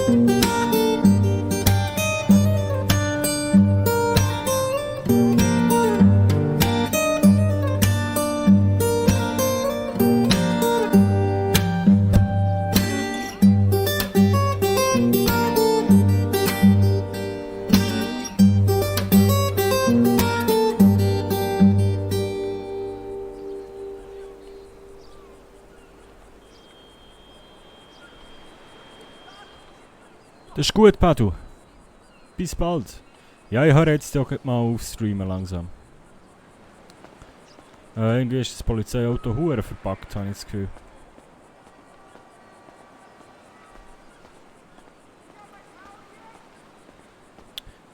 Aber eben, ich glaube, wir streamen da hinten noch mal eine Runde. Weil ich muss jetzt mal irgendwie etwas zum Morgen essen. So langsam aber sicher. Prost.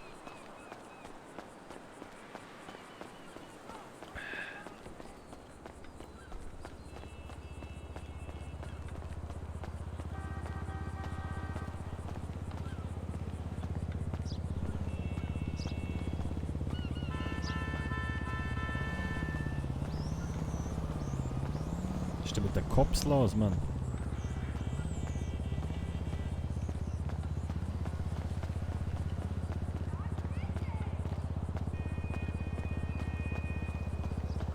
Noch ein bisschen joggen.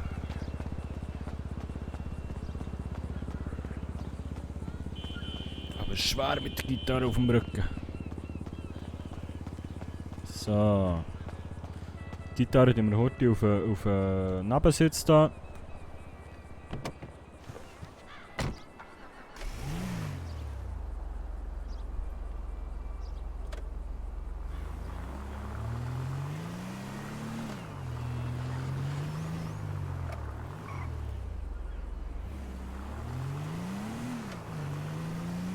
Hört man echt den Ventilator hier im Boden?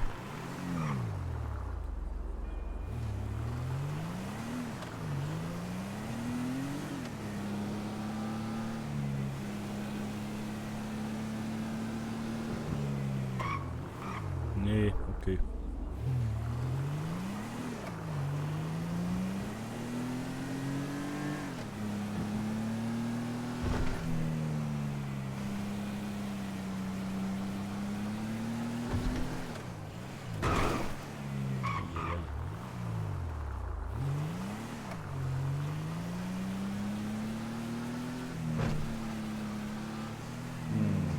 Ich habe noch andere Ideen. Wenn ich mal wohnungstechnisch... Ui, ich bin jetzt in eine Einbahnstraße gefahren.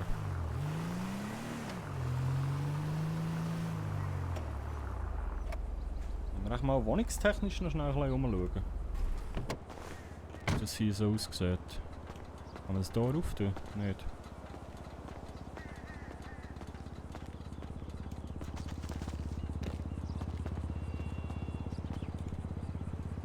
Nothing to found, okay.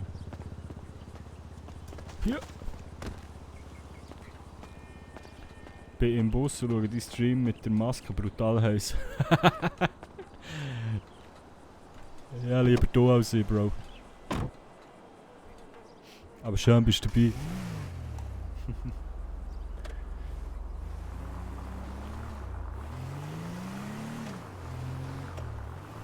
Und da vorne liegt der Roller. Nicht, dass das uns ist. Da mal schauen. Nein, das ist kein... das ist kein Pizzaroller. Nein, was ich schnell schauen wollte, ist, es hat doch vorhin, wo wir da irgendwie am Strand unten parkiert haben, hat's ganz viele Autos gehabt. Vielleicht hat es da Wohnungen. Also eine Wohnung am Strand hat schon Stil.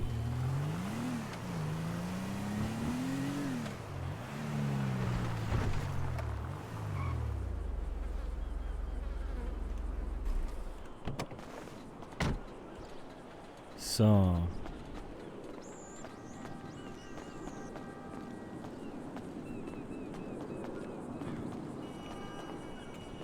Kommt man hier her?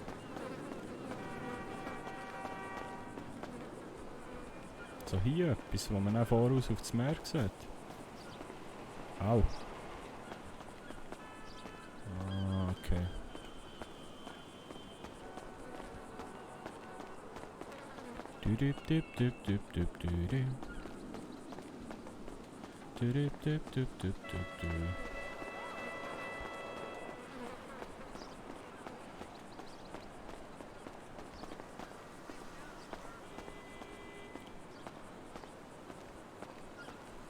Da wäre doch geile Wohnung haben.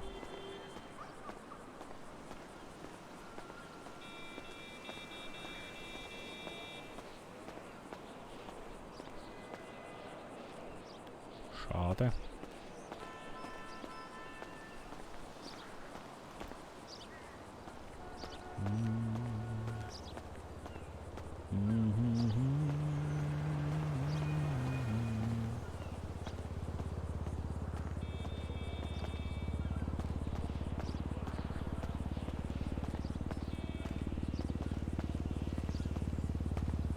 Ja.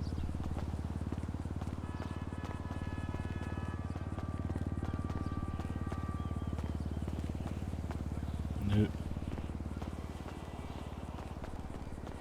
Aber hier hinten ist ja ein Auto parkiert. Da muss doch irgendwo hier Wohnungen geben. 2 Autos sogar.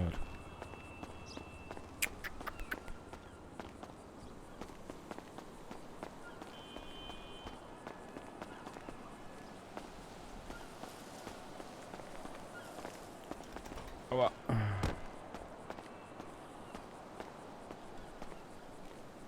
Ja, die ganzen Kerren, die hier stehen, die Leute müssen ja irgendwo wohnen.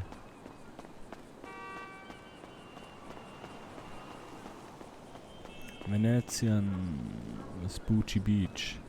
Ist das ein Hotel oder...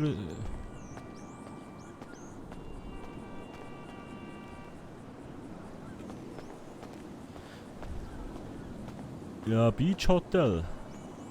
Und dann kann einfach hier pennen mal. Das wäre auch geil, aber es ist auch ein bisschen teuer, 5 Sterne. He?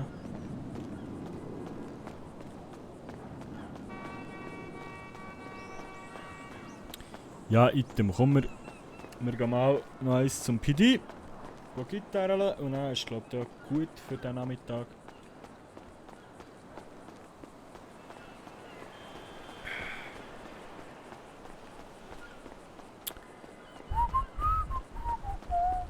Oh, bin der Bruno Mann, bin ein kleiner Bruno Mann, bin ich. Bin der Bruno in Los Santos. Wo geht eigentlich die Feuerleiter her? Ah, okay. So. Ja. Das habe ich wollen.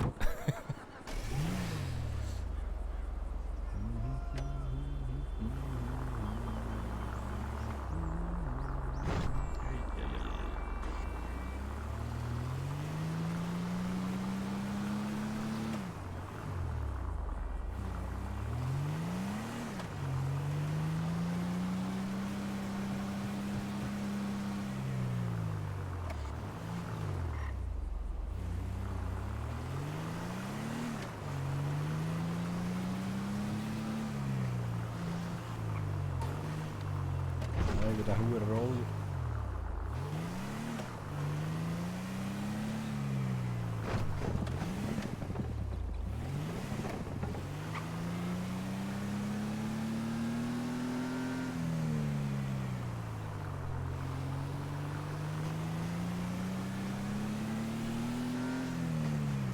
Alter, was? Die Baustelle ist im echten GTA auch nicht. Huere geil, ich liebe es. Dass sie jetzt einfach in echtem Game, also im Roleplay-Server ein Haus bauen. Wie geil ist das bitte?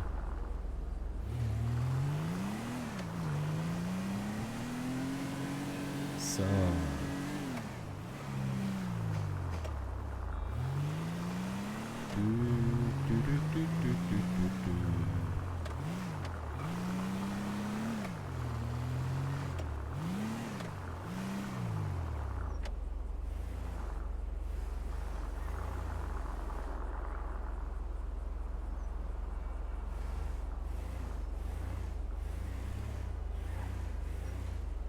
So.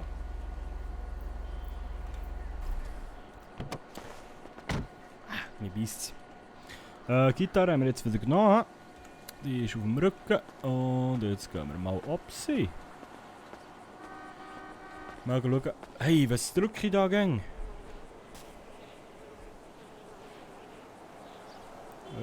Hallo? Hallo? Würdest du das nicht machen, bitte?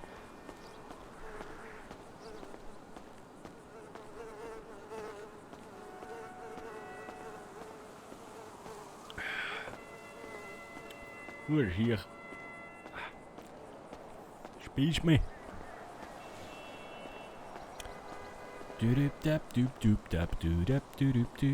Bin ein Schweizer in Los Santos. So, wir chirken wieder über die Baustelle, oder? Ein bisschen joggen. Hüppa, hüppa, hüppa, hüppa, hüppa, hüppa, hüppa, hüppa, hüppa. Nicht mehr gesehen. So.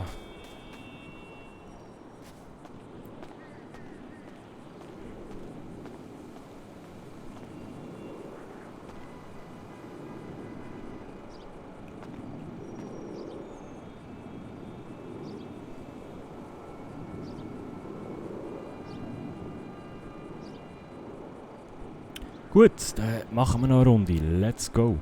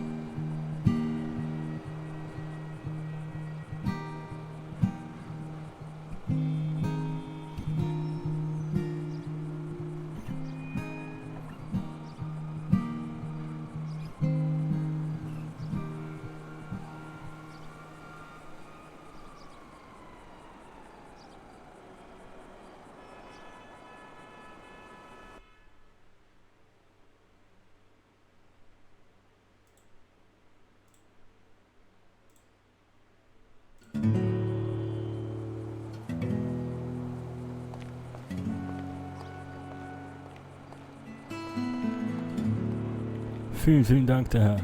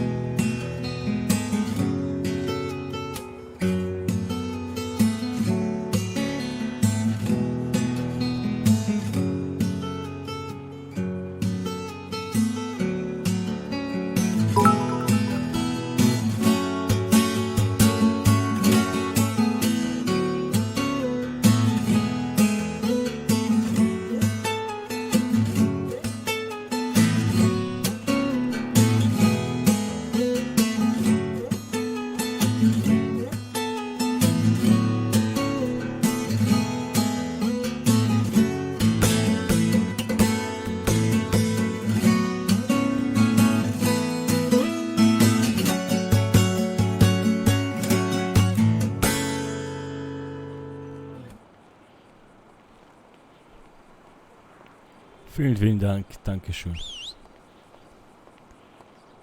Vielen Dank. Ja, ich danke dir auf jeden Fall. Ja, danke Ihnen. Nicht dafür. Hier, das ist für Sie. Oh, vielen Dank, der Herr. Dankeschön. Bitteschön. Nicht dafür. Kriegen wir von mir auch noch was. Machen Sie weiter so. Sie haben Vielen Talent. Dank. Vielen Dank. Ich danke Ihnen. Oh, vielen Dank, der Herr. Dankeschön. Kein Problem. Schönen Tag noch. Ah, ich bleib noch ein bisschen hier, muss Ah, noch ein bisschen wunderbar. lernen für meine Führerscheinprüfung. Alles klar, dann wünsche ich Ihnen viel Glück nachher, ne? Danke.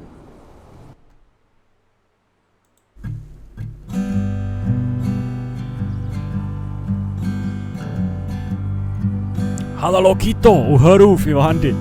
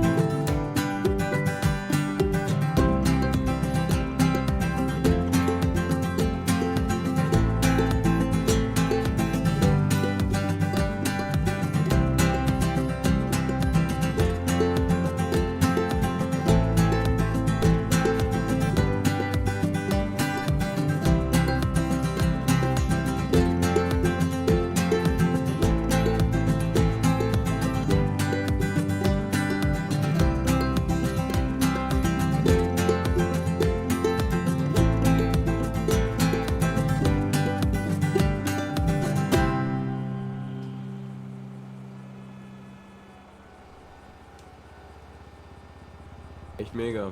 Vielen, vielen Dann Dank. mal auf dem Weg, ne? Viel Glück dann, ne? Danke. Wenn ich schaffe, dann kriegen Sie noch $5 von mir. Okay, dann noch mehr Glück. Den werde ich haben.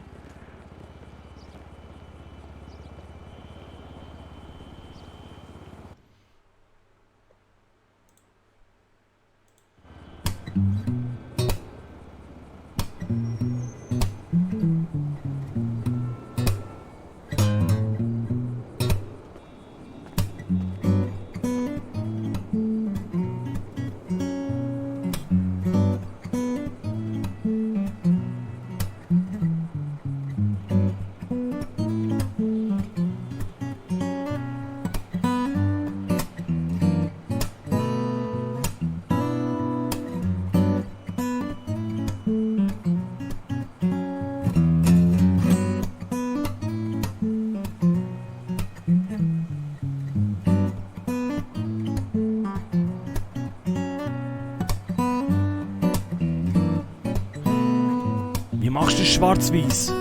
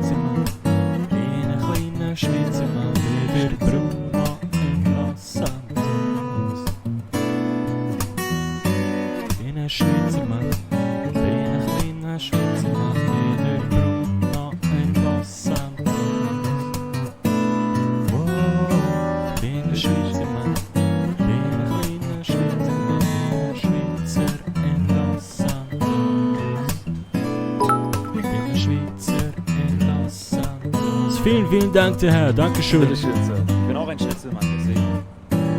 Hört es nicht alle? Ich glaube wohl. Ich muss weiter, Leute. Warten. Ist gut. Alles klar. Bis Ciao. später. Vielen Dank, der Herr. Gerne, gerne.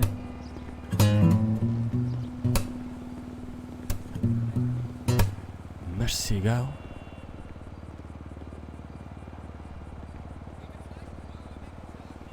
Sehr schön. Dankeschön, Dankeschön. Also, Sie sind doch öfters mal hier von Buddy, oder? Ja, ab und zu mal, ja. Ich war Habt jetzt... ihr schon mal gesehen, ja. Ja, ich war jetzt ein paar Tage weg, aber jetzt bin ich wieder da. Ich würde Ihnen jetzt auch gerne länger zuhören, aber die Arbeit ruft leider. Ja, Aber dann... wissen Sie was? Ja?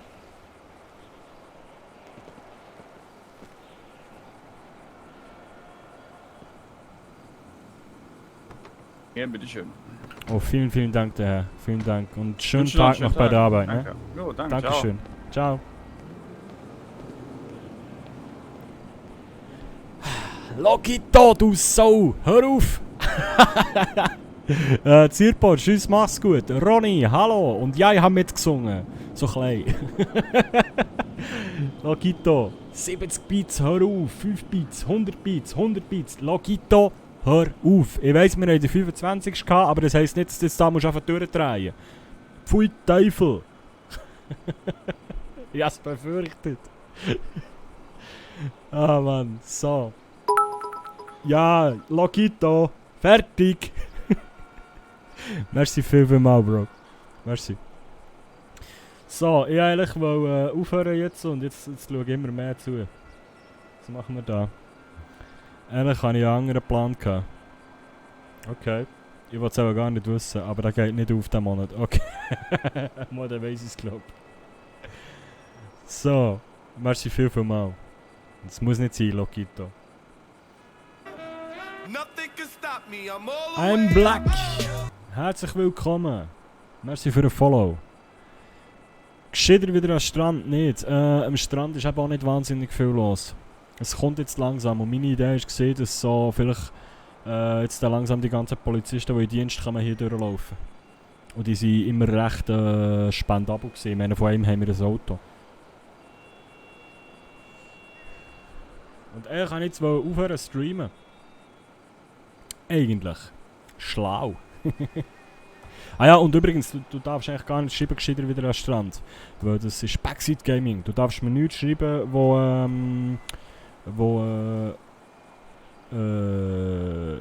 was ich soll machen und so. Und auch nicht metamässig so, der und der hat das und das gemacht und blablabla. Ja. Aber was du könntest machen, Ronny, was mal geil wäre, ist die bewerben für auf den Server. Au. So. Was machen wir jetzt? Spielen wir noch einen? Jetzt ist kein Schwanz mehr da. Wenn wir im Stadtpark noch einen spielen. Ich nehme die Gitarre weg.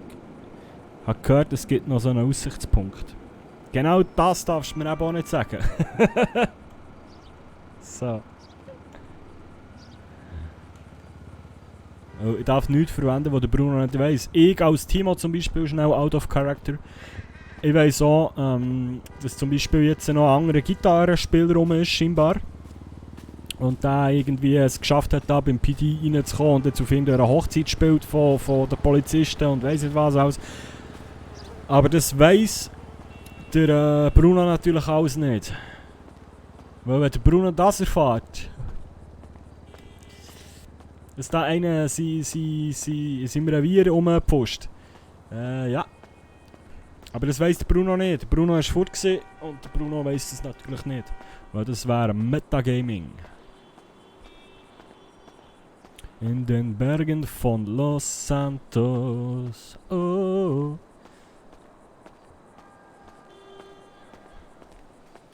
So, wie geht's euch allen draussen? Logito, Ronny und wer jetzt noch alles dazu ist gekommen? I'm Black.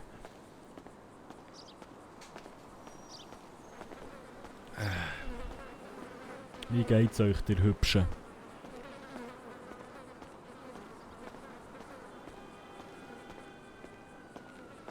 Ich finde einfach unsere Karre irgendwie geil, aber irgendwie auch nicht.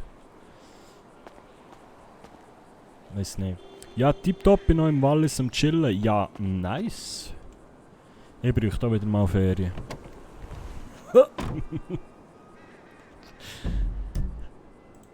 Das wäre schon wieder nachher.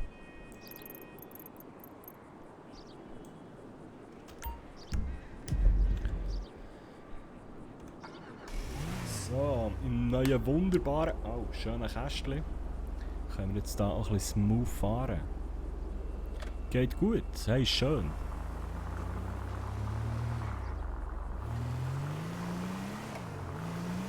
Wenn wir jetzt hier durch, müssen wir wieder auf die doofe Ampel warten. Ich kann aufhören zu streamen und etwas essen, ich habe Hunger. Aber seht ihr die Baustelle? Die ist im richtigen GTA auch nicht drin. Die ist jetzt hier von Spielern, die jetzt an diesem Haus... Das ist einfach so geil. Also ich glaube, die ist nicht drin.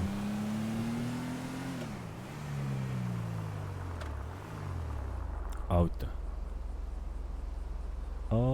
Okay. Da ist noch böse da. Hä? Uff. Gut.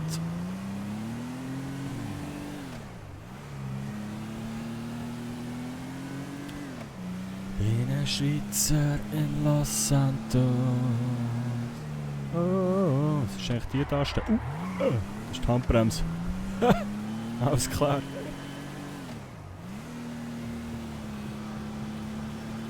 Gehen wir mal an Städte und spielen noch 1-2 Songs. Und dann werde ich mich wirklich mal echt um eine Wohnung kümmern.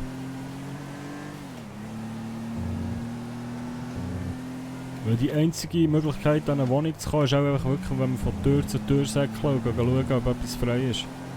Scheinbar.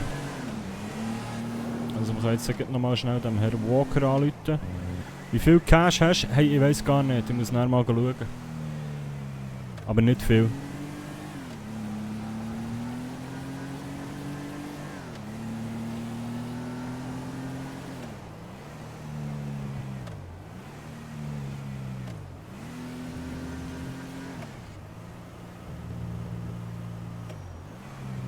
Ja, wieder super parkiert dann.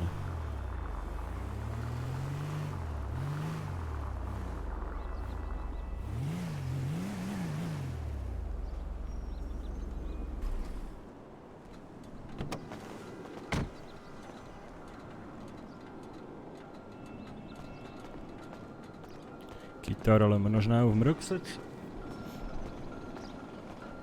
Es war jetzt ein bisschen dumm, hier zu fahren. Weil ich sehe, dass ich ein Auto habe, der spendet keinen mehr. Warum mache ich das?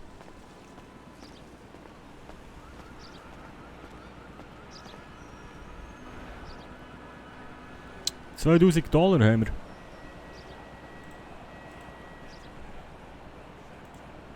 $2101,33 und 16 Stutz, 16,64, können wir noch 10,64. Nein, komm, ich zahle einfach alles ein. 16,64. Anonymous! Merci viel mal für deine 18 Bits, wer auch immer du bist. Ich habe eine Vermutung. Hör auf! So. Also wir haben genau $2117 aus 97 Cent. Ja, Lokito, lach da nur.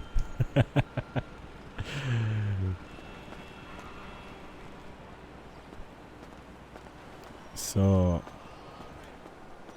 Schnappen wir schnell unsere Gitarre. Oder ne, weißt du was? Wir tuben einfach, ich habe einen anderen Plan. Das merkt niemand.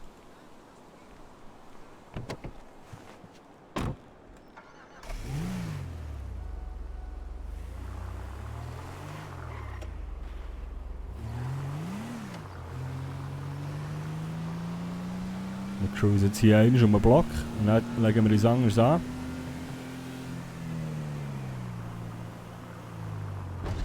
Jetzt kann man eigentlich bei diesem Dude, kann man da die Karre parken irgendwie. Das muss ich auch mal ausprobieren. So. Hoppla. Horti auf die Hupe kommen. Jetzt haben wir die Gitarre hängen auf dem Rücken. So, zack. Karre gespliessen. Jetzt gehen wir mal zu diesem Dude, das nimmt mich zu Wunder.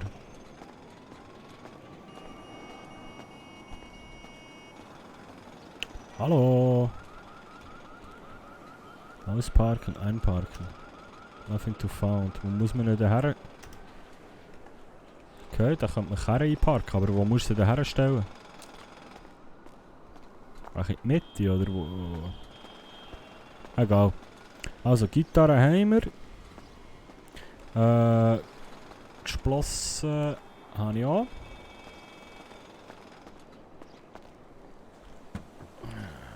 Jetzt legen wir uns einfach schnell anders an. Das ist der X47. Weil der kennt uns keinen mehr. Basketball-Shirt abziehen, schwarze Pulli anlegen. So. Und dann sind wir schon wieder undercover. Alles ab. Und wir können natürlich jetzt aussen durchjoggen.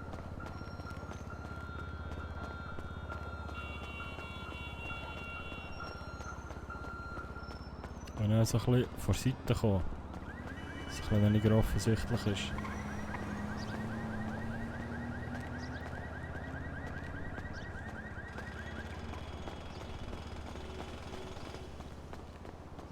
Das ist schnell der, das mehr sein, aber ist ja gleich.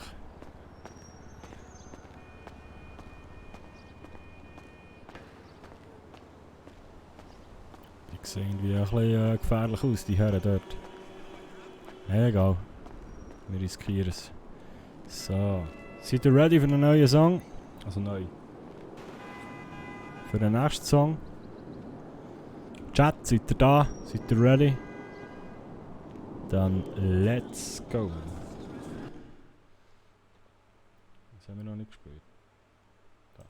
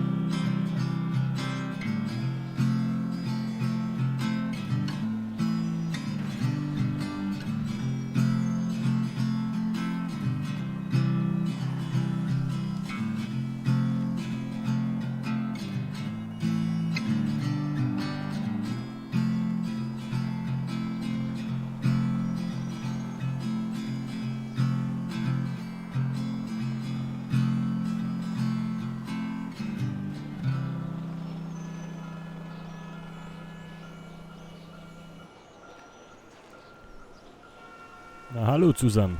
Bruno, bist du das? Ja, klar.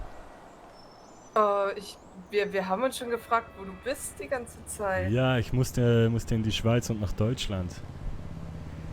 Wurdest hier schmerzlich vermisst? Oh, das freut mich. Wie geht's dir? Ja gut, und selber? Ah ja, es könnte besser sein, sag ich mal. Ja, sie ist ein bisschen mitgenommener, also wenn ich das sagen darf. Was ist passiert? Oh, so einiges. So einiges. Aber das ist jetzt, weil ich,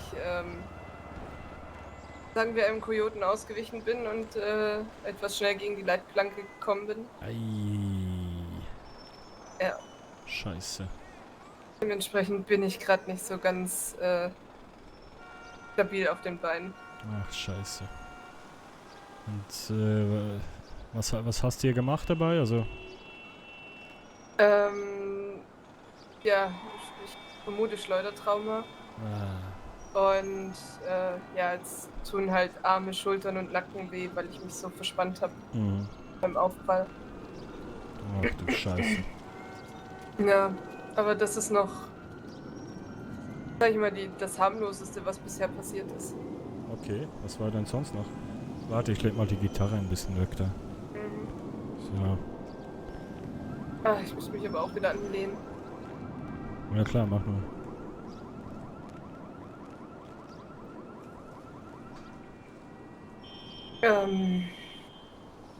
Ja, was ist alles passiert? Ich wurde einmal an einem Abend zusammengeprügelt und anschließend danach gleich mit einer Axt bewusstlos geschlagen. What the fuck? Ja. Mein Bruder wurde am Strand bei einem Überfall mit 2 Messerstichen und einer Schusswunde ins MD eingeliefert. What the hell? Am Abend am Strand oder was? Ja. Scheiße. Ja, und am Tag darauf bin ich mit dem Auto gegen die Leitplanke. Ach du Scheiße. Im Moment drehen alle so ein bisschen durch, glaube ich. Okay. Meinst du, ich brauche eine kugelsichere Gitarre oder was? Jetzt solltest du vielleicht mal gucken, ob es sowas gibt, ja. Ach du Scheiße. Merci Ja, viel mal, also Nenad. am Dankeschön. Strand solltest du ein bisschen aufpassen, nicht, dass dir die Gitarre geklaut wird. Okay. Und das war tagsüber oder am Abend? Nee, das war am Abend. Okay. Aber das war auch, wenn du zum Pier gehst, Ja. auf den Pier zuläufst, auf der rechten Seite, nicht auf der linken. Da beim Parkplatz, der große. Genau. Okay. Wir hatten den Geburtstag von Xander gefeiert Ja. und hatten da reingefeiert und dann wurden wir da überfallen und ja. Ach du Scheiße. Und weiß man, wer das war oder so? Nee, gar keine Ahnung. Okay. Waren alle maskiert, bewaffnet. Haben Ja. ziemlich schnell alle unter Kontrolle gekriegt, alles eingesammelt und sind wieder weg. Ach du Scheiße. Und das wollten die einfach Kohle, ne? Schmuck, Geld, Schuhe, Ach du Scheiße. alles was man so abgeben konnte. Eieiei. Das ist eine große, gefährliche Stadt, ja? Mhm. Ja, und jedes Mal, wenn man feiern war. Ich sollte mir einfach angewöhnen, nach dem Feiern gleich nach Hause zu gehen und nicht noch irgendwo anders hin. Ja. Bei dem Das- Typen mit der Axt waren wir vorher auch in Tikilala. Ja.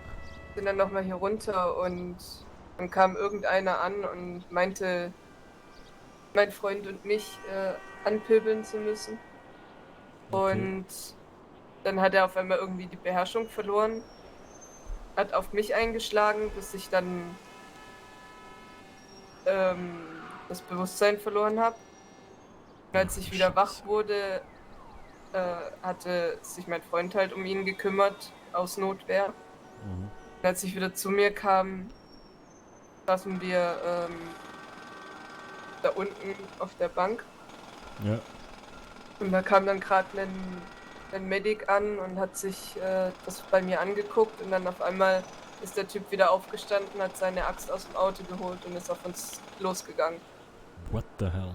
Ist dann noch ins Auto gestiegen, hat versucht uns über den Haufen zu fahren und als er gemerkt hat, er erwischt uns nicht, ist er wieder mit der Axt auf uns los. Ja, aber so ein richtiger Psycho, ne? Mhm. Und da weißt du auch nicht, wer es war. Doch, da weiß man's. Okay. Das ist okay. aber, glaube ich, auch kein Geheimnis. Sagen wir, halt dich von dem pinken Auto mit weißem Dach fern. Okay, alles klar. Hola. Hey, Hi. Schlimmer oder besser als gestern? naja, das Adrenalin ist weg. Schmerztabletten sind weg. Ich fühle mich, als hätte mich irgendwie der Bus mitgenommen. Aber sonst, ich lebe, das ist die Hauptsache. Ja gut. Ist halt jetzt alles verspannt durch den Aufprall. Du musst mal schauen, ob es irgendwo einen Massagesalon oder sowas gibt, ne? So um die ganzen Verspannungen zu lösen. Ich muss erstmal eine Apotheke finden, wo ich mir Ibus kaufen kann. Oder das zuerst, ja. Ja. Scheiße. Eieiei. Ja. Komm, Und da du hab... hast... Ja? Hm? Was sag Nee, mal? du zuerst. Ja, ich wollte gerade noch was spielen für dich zur Besserung. Aber frag nur erstmal. Ja, ich würde eigentlich fragen, wie es dir so in der Schweiz und in... Wo warst du noch? Deutschland? Deutschland, ja. Wie es dir Ja. so ergangen ist? Ging. Ja, ich musste mich da um einige Verträge kümmern noch, die ich aus meiner DJ-Zeit da noch laufen hatte. Mhm. War jetzt nicht unbedingt schön. Nee. Bin froh, bin ich wieder da. Ja. Werden wir wieder schöne, unterhaltsame Abende mit der Gitarre haben. Ja, ich hoffe doch. Ja, du hast auf der Hausparty auf jeden Fall gefehlt. Ja, war das die Party, die überfallen wurde da? Nee, Okay. das nicht. Da war noch alles sicher. Okay. Ja, wie gesagt, beim nächsten Mal sehr, sehr gerne. Ja, aber mal demnächst anders kommt. eine andere Frage jetzt. Ich bin immer noch auf Wohnungssuche. Weißt du irgendwie, wo man noch Wohnungen findet in dieser Stadt? Boah, wärst du ein paar Tage früher eingereist, ne? Dann hätten Isabella und ich wahrscheinlich dich mit Wohnungen überhäufen können. Ob jetzt noch so die Lage ist, also mal gucken. Ich habe gestern, weil da ist eine Gruppe Neulinge an uns vorbeigequadroniert. Da habe ich die Maklerin angerufen, ja gerade ganz schlecht. Ein Haus in der Southside, eine Wohnung hätte sie gerade noch frei, aber auch nur, weil die von 20 Minuten, weil das der vorherige Termin war, wo die gerade übergeben wurde. Boah. Ja, die Maklerin hat sich bei mir bis heute nicht gemeldet und ich habe mich vor 3 Wochen auf ihre Liste setzen lassen. Okay. Ja, ich habe mich auf diverse Listen setzen lassen, weil das ja eine Zeit lang hier so total der Trend war und habe von ihr auch nicht eine Liste irgendwie Feedback bekommen. Ich habe mir meine Wohnung jetzt selbst ergaunert. In Sandy. Ja, Bin wir haben zwischendurch alle auch unsere Wohnungen selbst. Okay. Also am besten mal selbst rumschauen, ha? Warte mal kurz.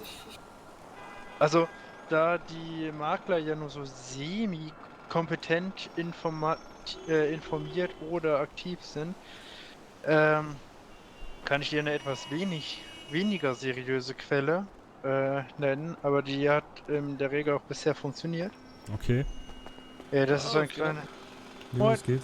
Hallo. Hallo. Klar. Heute 21 Uhr bei Rons Barbershop, wenn ihr Bock habt. Wir haben eine kleine Feier dort. Bisschen Musik und so. Ihr könnt gerne vorbeikommen. Okay, dankeschön. Klar. Alles klar. Danke für den Tipp. Ja, kein Problem, alles klar. Das wär's schon. Ich wünsche euch einen schönen Tag. Gleichfalls. Vielleicht bis Ebenso. später. Ciao, ciao. Ciao. Dann.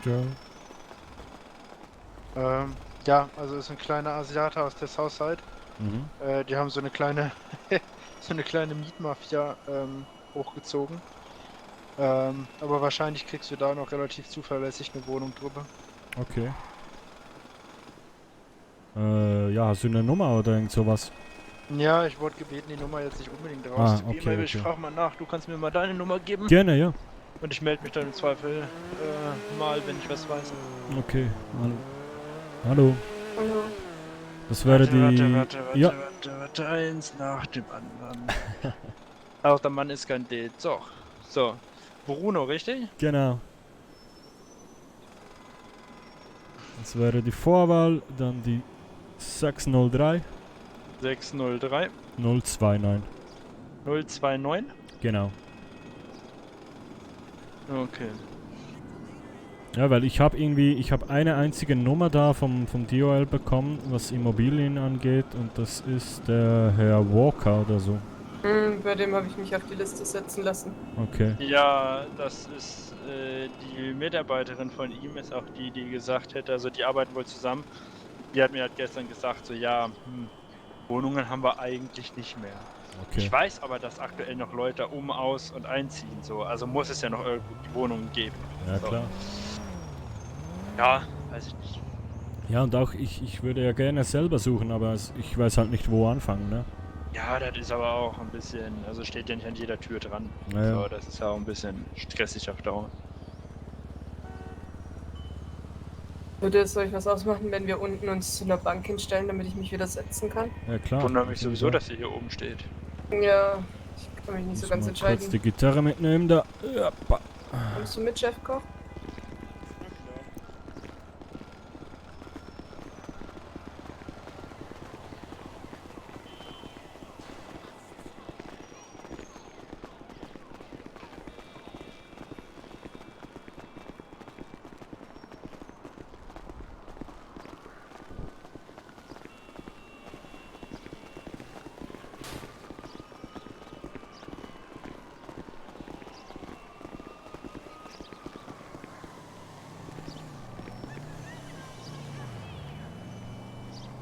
Wir haben eben schon festgestellt, dass wir alle einfach wahnsinnig alte sind und im Zweifel schon nach Graberde riechen. Ach, das riecht hier so. Ja. Was hast du sonst noch hier verpasst? Ich glaube, die schlimmsten Sachen habe ich dir schon erzählt. Kann nur Okay. besser werden. Ja, hoffe ich doch. Ja, Nächst- was hast du jetzt schon wieder für Gruselgeschichten erzählt?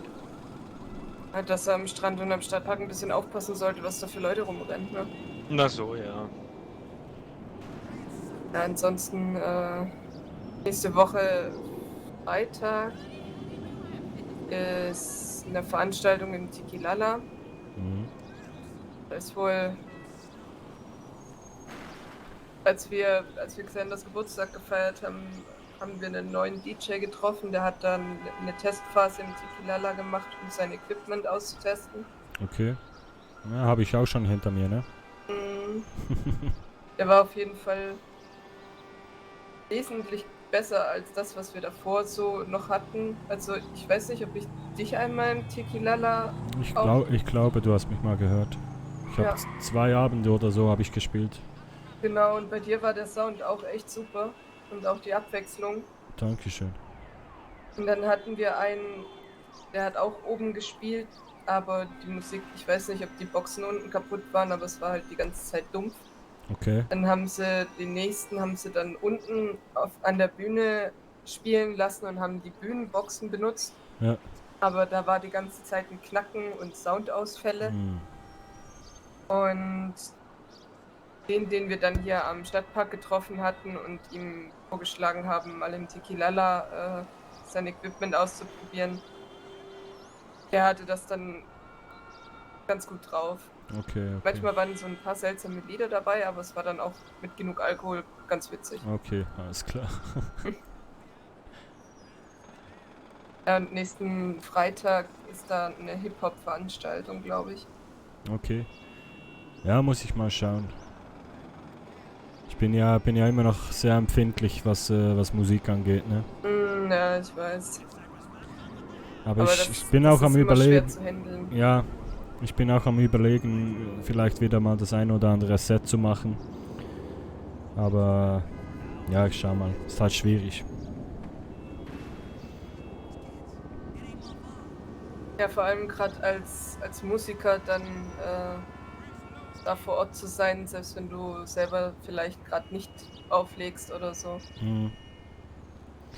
Ja, es ist immer so, wie soll ich sagen, die 15 Jahre DJ sein haben mir selbst das Partyleben kaputt gemacht, ne?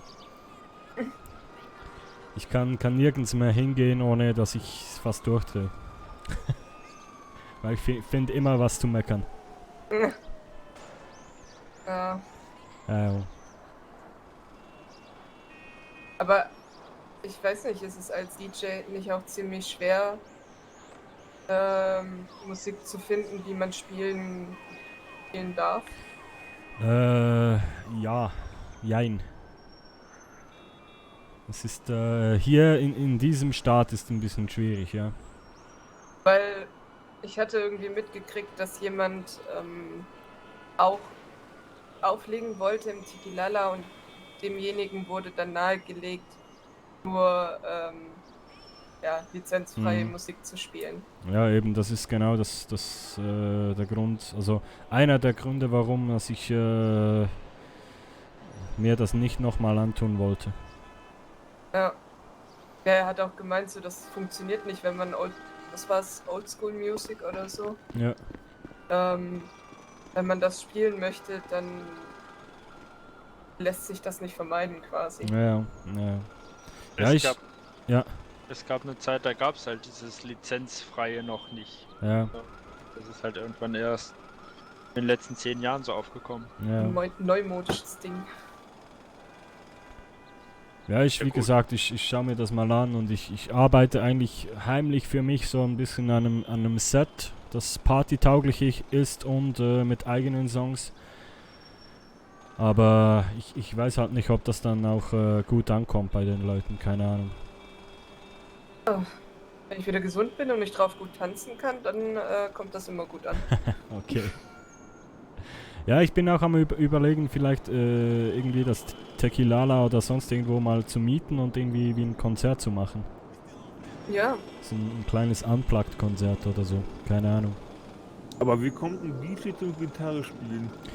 Ja, ich habe eigentlich erst Gitarre gespielt als Kind und dann irgendwann aufgehört und angefangen aufzulegen.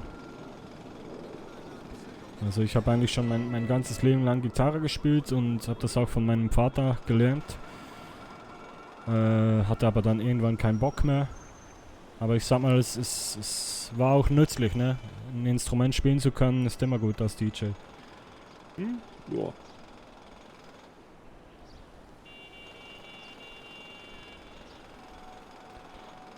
Eine andere Frage, hängst du sehr an deinen Cap? Yep. Schade. Du bist etwa der 100. der mich fragt, ne?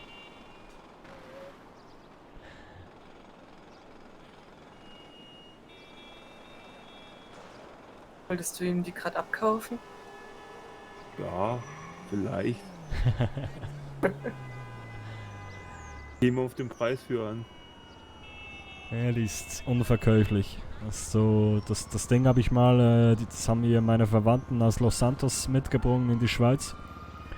Und das war eigentlich der Grund, warum ich hierhin ausgewandert bin und ist jetzt noch so das Einzige, was ich noch habe von zu Hause.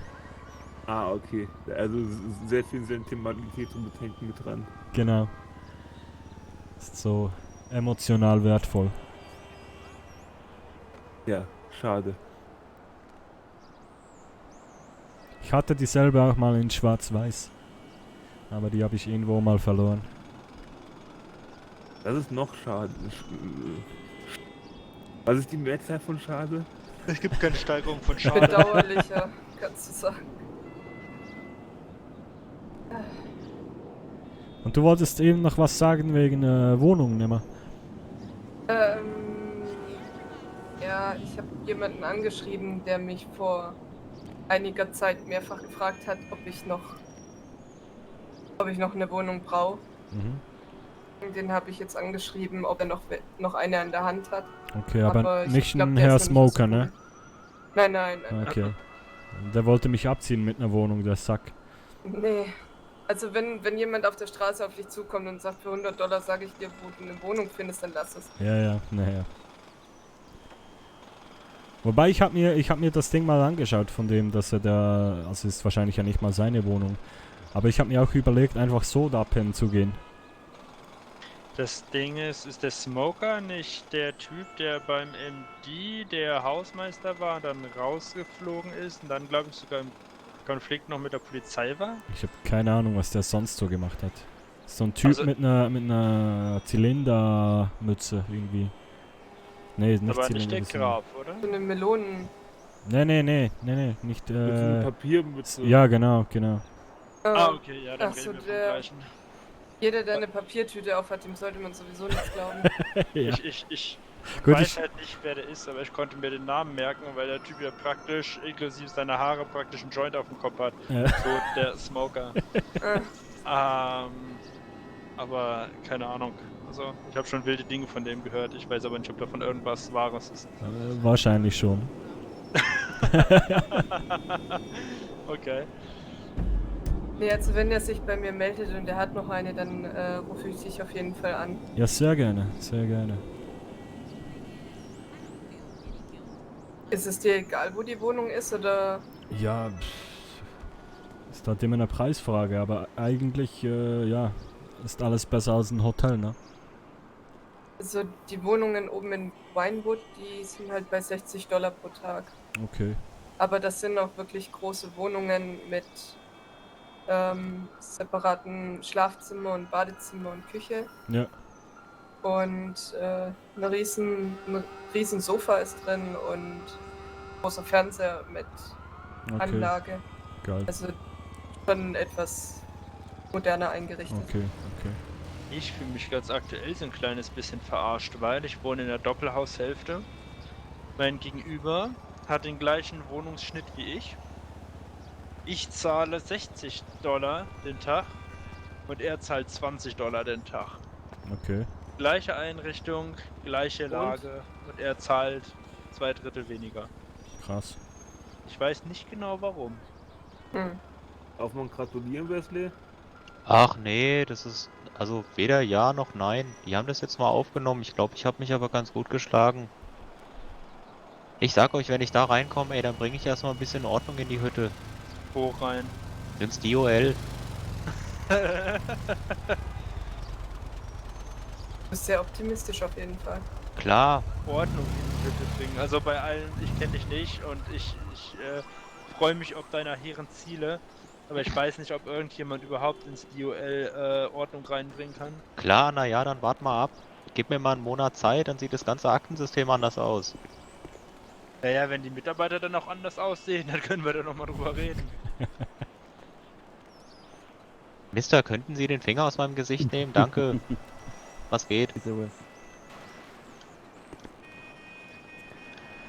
Ja, ich war gerade beim Bewerbungsgespräch im DOL, deshalb konnte ich nicht rangehen.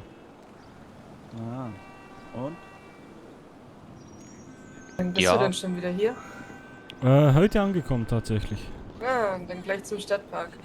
Ja, ich war eben noch am Strand ein bisschen, dann beim Police Department und jetzt hier. Ja, ich hab mich, Ja, der weiß halt, wo die Party geht. Ja. Naja. Er weiß, wo er gefunden werden kann. Ja, es sind immer ein bisschen dieselben Orte, ne? Ja, hier waren in der Zwischenzeit auch andere Gitarrenspieler und jedes Mal, wenn ich einen gesehen habe, bin ich schnell hin, weil ich dachte, vielleicht bist du das. Oh. Aber es waren dann nur irgendwelche anderen. Dullis. Also gibt es jetzt Konkurrenz in der Stadt, ne? Ja. ein Scheiße. bisschen, du musst dich wieder reinhängen. Du musst Ja, dich ich wieder muss beweisen. mal ein paar neue Songs lernen.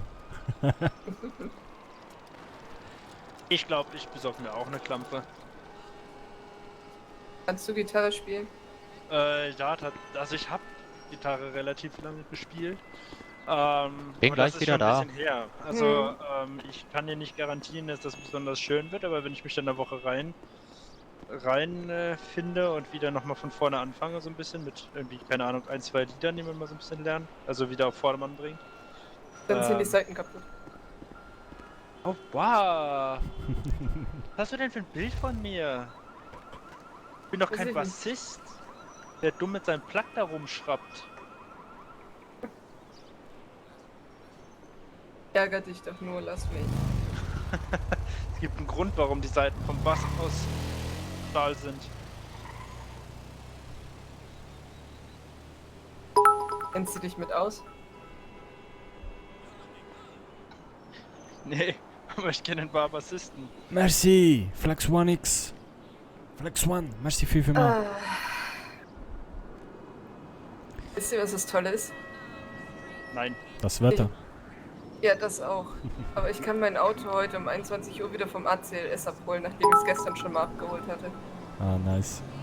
Weil Lokito, mein hör Freund mit auf! dem Auto gefahren ist und dann sind 2 Reifen geplatzt. Dann konnte ich es am nächsten Tag abholen. Und am Abend habe ich dann den Unfall und dann ist es wieder beim ACLS. Ach du Scheiße. Bin langsam ein Dauerkunde da. Ja, und ich sollte unbedingt mal zur Stadtverwaltung. Ich habe immer noch mein Rollerproblem vom Pizzaboten da. Davon kann ich ein Liedchen singen. Du auch? Was für ein Ja, mir ist meine Karre explodiert wegen so einem Pizzaroller. Ach du Scheiße. Ne, ich war Pizza ausliefern in der Southside und als ich zurückkam zum Roller, hat sich da jemand einen Spaß draus gemacht, den kaputt zu schlagen wahrscheinlich. Und dann habe ich den ACLS angerufen und die sagten, sie können mir auch nicht helfen, ich muss mit der Stadtverwaltung schauen. Und das Problem ist, das jetzt schon 2, 3 Wochen her. Und ja, ich kann halt nichts anders machen in der Zwischenzeit als warten. Und weil der Typ da hat noch meine Kaution, ne? Ja, die $500, ne? Genau. Wo ist denn das gewesen? In der Southside, da so, ich keine Ahnung, wie die Straße heißt. Ah, okay, nee, aber wahrscheinlich wird das zu weit weg sein, denn mir ist, keine Ahnung, 10 Meter vor dem Ding irgendwann mit der Roller krepiert und dann haben wir den mit dem Auto und ein paar tatkräftigen Menschen, weil kein Wegfahrsperre, haben wir das Ding da gerade zu der Garage gerollt, also zu dem Mitarbeiter vom Luigi. Ah, okay. Ging das halt. Aber wenn das irgendwo in der Southside ist, dann ist das so oder so ein bisschen Ja. reichweit. Ja, und das Problem ist auch, ich finde ihn mittlerweile nicht mehr. Also er liegt auch nicht mehr da. Oh. Er ist komplett Hat ihn verschwunden. vielleicht schon jemand weggeräumt. Ja, kann sein. Ja, aber dann wird deine Kaution auch flöten gegangen sein, weil man kann die Kaution von anderen Leuten wieder einstreichen. Okay, also wenn denn jemand einsammelt, dann kriegt er meine Kaution. Genau, ich habe das mitbekommen, dass also das ist halt von der Southside echt ein mega Aufwand so, aber ich habe das schon mitbekommen, dass Leute um den Luigi herum so im näheren 50 Meter Radius irgendwie 2, 3 Roller dahin geschoben haben und sich dann erstmal die Taschen voll gemacht haben. Ja, aber brauchen die dafür nicht den Schlüssel auch? Ja.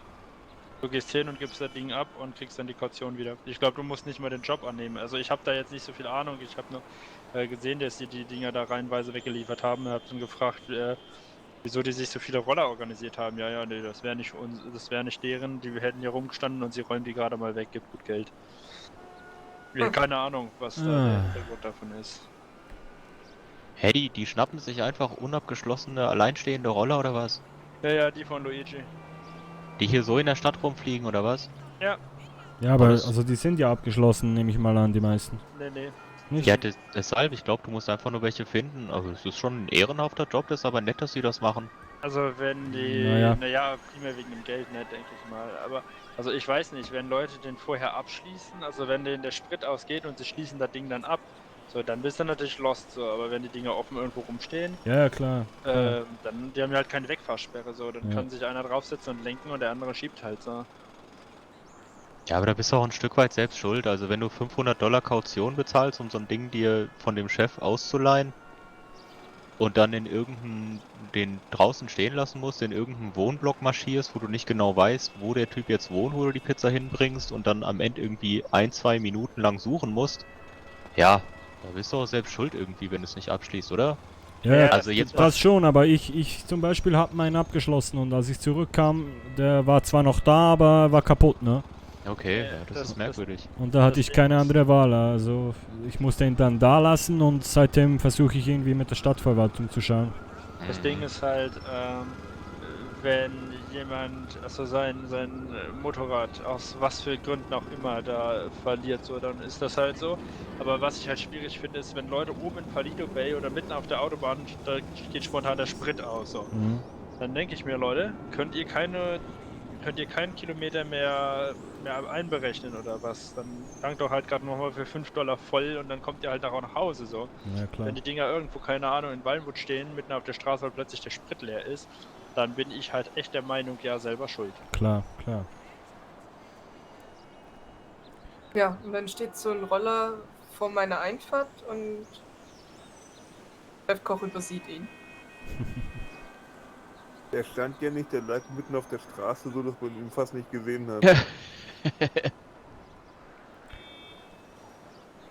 Ja, ich hoffe, ich bekomme irgendwie die $500 wieder. Vielleicht irgendwie mit der Versicherung oder so, keine Ahnung, weil ich konnte da echt nichts für. Und es ist halt eine Menge Kohle für mich, ne? Ja, klar. Ja, aber einfach mal mit der Stadtverwaltung sprechen. Ja. Es ist halt immer zeitaufwendig mit den Ämtern da, ne? Oh ja. Ist doch immer so. Wenn die was von einem wollen, muss man innerhalb von 2 Tagen was sagen und wenn man was von denen will, kann man 2 Monate warten. Ach ja, Bürokratie. Wobei ich glaube ja, wir haben es hier noch relativ gut erwischt. Also ich habe auch schon Storys von anderswo gehört. Grauenvoll. Mein Vater war mal ein paar Jahre lang auf Trinidad und Tobago, noch vor meiner Geburt. Und er sagt halt, das wäre so die entspannteste Pseudobürokratie gewesen überhaupt. So. Die haben da noch nie was von einem gültigen Führerschein, noch nie was von einem gültigen Ausweis gehört. Du kannst einfach hingehen, den Leuten irgendwas erzählen, im Zweifel die Wahrheit. Und dann deichseln die dann schon irgendwie hin, so zwischen Mittagspause und Schlafen gehen. Das ist, Das klingt sehr interessant, wenn er darüber redet. Geil. Also ein parativer Trickbetrüger. Ja, das ist dann die Kehrseite, ne? Ja, ich glaube, wenn man da wohnt und das da irgendwie so ein bisschen kennt und die Leute einen auch kennen und so, dann hält sich das eigentlich in Grenzen. So. Also ich schätze mal nicht, dass das da alles harte Betrüger sind. So. Nicht alle, aber viele. Ja, auch schätze ich. Also frei von Kriminalität bist du ja leider nirgendwo.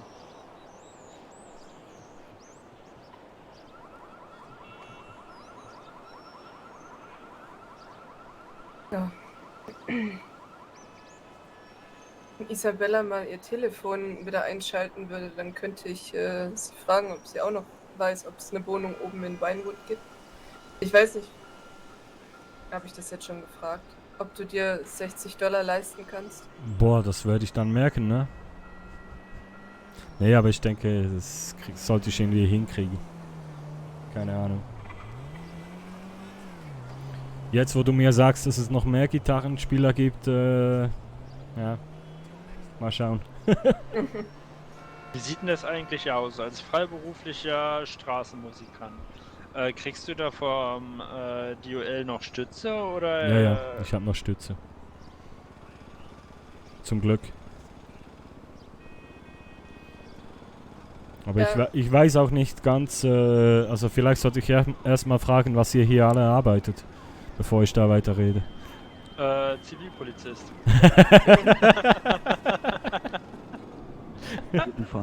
Gut, tschüss. Ja, gerade. Vollzeit-arbeitsloser Motorradfahrer. Okay, klingt auch schön. Eigentlich bin ich Stadtdeko, aber in meiner Freizeit fahre ich gern gegen Leitplanken. Ey, der Coyote hat überlebt, ja.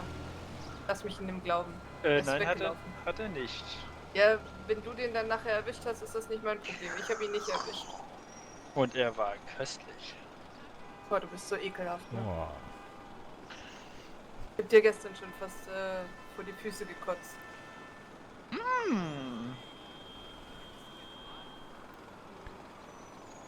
Ja, nee, wie gesagt, ich weiß gar nicht, wie sich das offiziell da so verhält. Grüß euch. Hallo. Hallo. Hallo. Na, was geht? Alles, was mindestens 2 Reifen hat. Aber das fährt doch. Nein, es geht. Läuft bei uns. Ja, sieht ja weniger danach aus, sieht mehr nach Rumstehen aus. Nee, ich sitze. Was? Ich verdiene Ja, hier gut. hartes Geld, hör mal. Ja, wir sind ja alle voll beschäftigt. Und Ach wer ja, bist du? schön. Ich bin Marvin, auch Marv. Hallo Marvin. Grüß Bist dich. du schon länger hier? Seit vorgestern. Ich habe irgendwie nicht Also mehr, noch nicht lange. Also Frischfleisch. ich kann mich nicht mehr bewegen. Lass mich raten, du willst fragen, wo man hier Geld kriegt und ein Auto kaufen kann. Nee, ich warte nur drauf, dass die Leute da vom ACLS endlich mal aus den Flocken kommen. Weil da unten habe ich noch Bewerbungsgespräch. Ah, cool. Ja, ja. Willst dich beim ACLS bewerben? Ja, genau. Als Mechaniker. Ach so, ich dachte schon. Hat er gerade Mechaniker gesagt? Nee, Boah, das ist Mechaniker. rassistisch, Alter. Ah, okay. Dachte schon, du hast ja Eier. Ja, hab ich. Falsche Antwort. Wieso? Willst du nachgucken? Oh, jetzt geht das wieder los. Sollen wir ihm die Geschichte von Charlotte erzählen? Ah, Komm, kannst du gern ich tun, spiele mal dann noch weißt du, einen wo er Song, hier ne? dran ist. Dann packt er die Gitarre. Was? Dann packt er die Gitarre aus. Da kommt mein Lieblingslied. Gute Besserung. Dankeschön. Kann nur nicht drauf tanzen heute. Noch müde von gestern Abend oder was? Das heißt müde.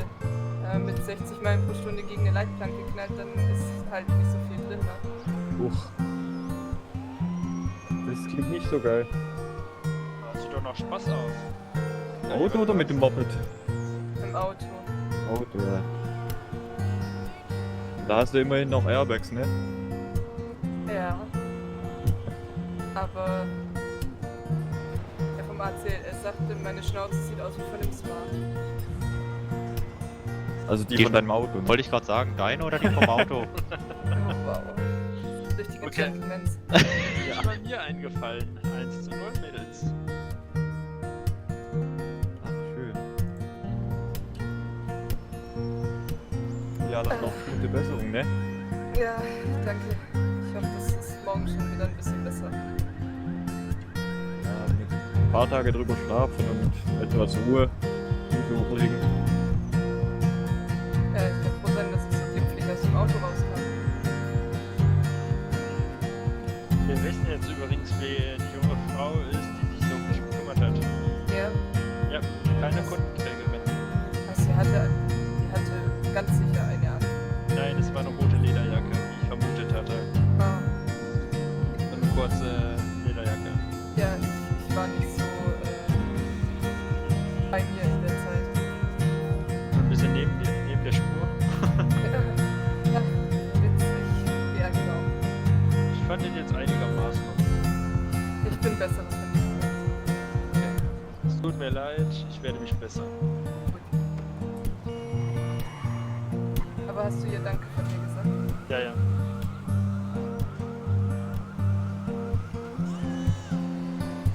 Ist doch eine Selbstverständlichkeit.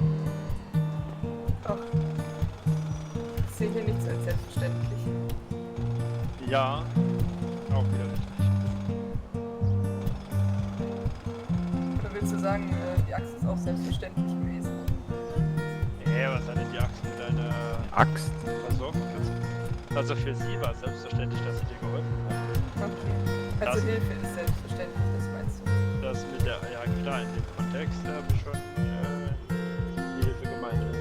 Das mit der Axt ist halt eine andere Nummer, aber ich geh mal kurz auf die Uhr.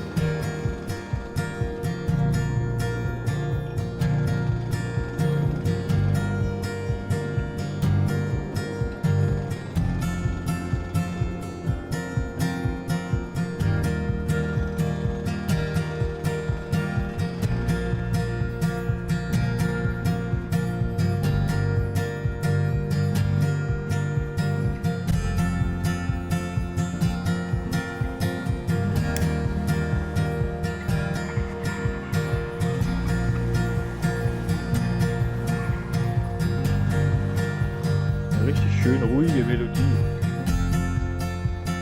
Ja. Richtig angenehm zuzuhören. Dankeschön. Er ist ja auch der beste Gitarrenspieler in Los Santos. Ach was, Mhm. da habe ich ja Glück, dass ich gerade jetzt zugestoßen bin. Warte ab, Ja, bis du das die lag- Rechnung siehst. Ja, vom Live-Konzert, ja. Ja, glaub, dann läuft- geh ich der- gleich. Dann geh Ja, ich der, gleich. der läuft gleich mit seiner Kappe rum. Ja, ich Nee, muss nee, dann auch alles mal ganz freiwillig. dringend los, nicht? Alles freiwillig.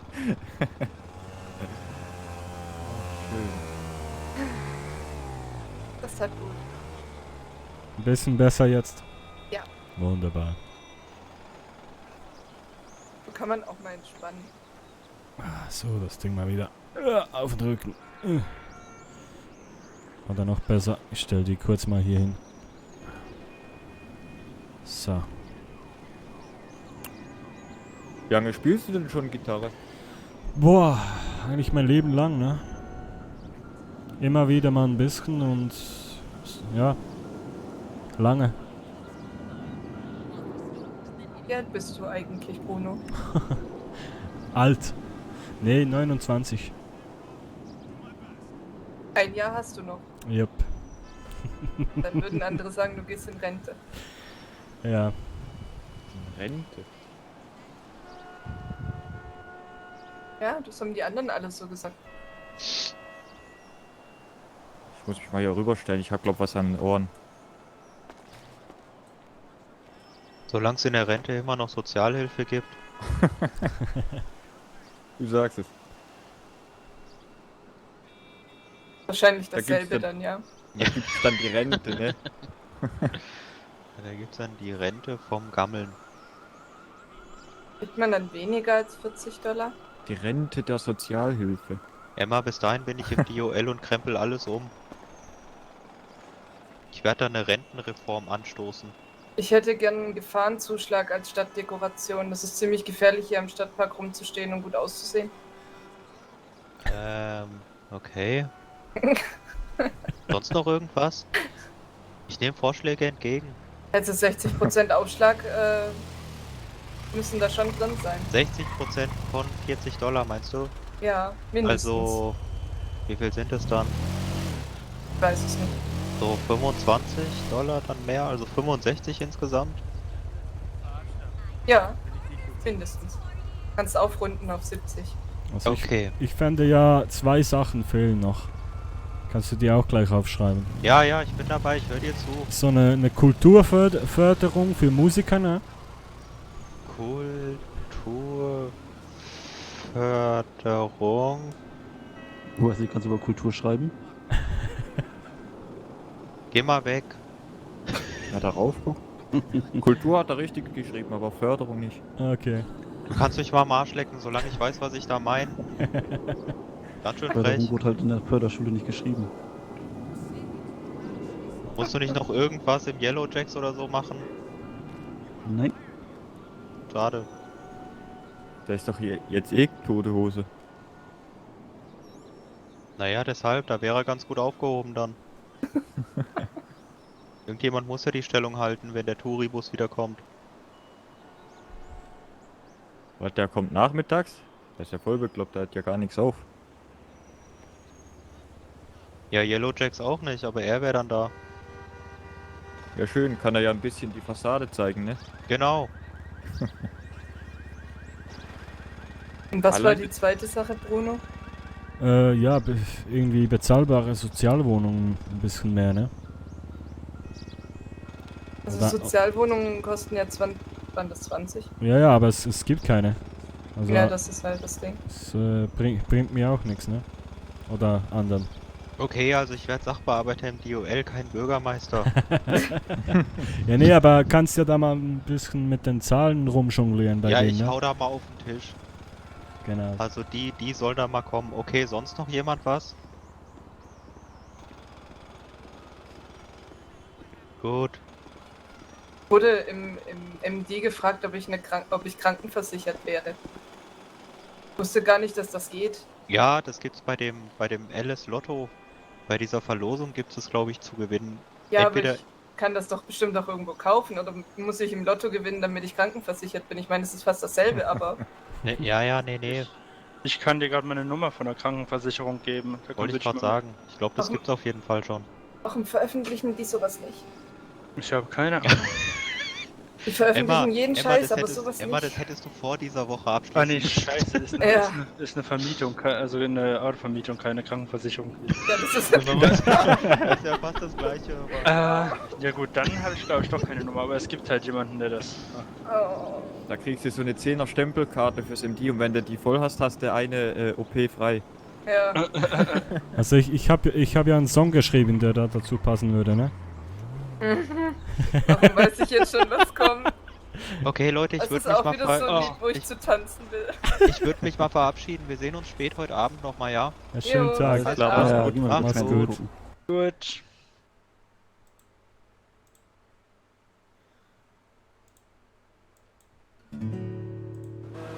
Oh, okay.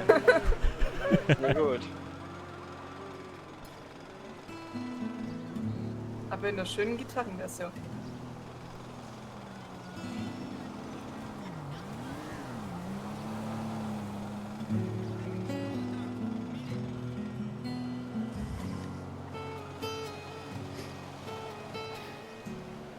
Weiß nicht warum, aber jedes Mal, wenn ich einen Krankenwagen sehe, muss ich den spielen. Oder das Thema darauf wechseln. Den hätte ich gestern brauchen können. Du machst einen Unfall und ich komme aus dem Gebüsch. Jetzt riecht hier schon wieder so nach Graberde. Was ist denn hier los heute? Ist es denn schon soweit?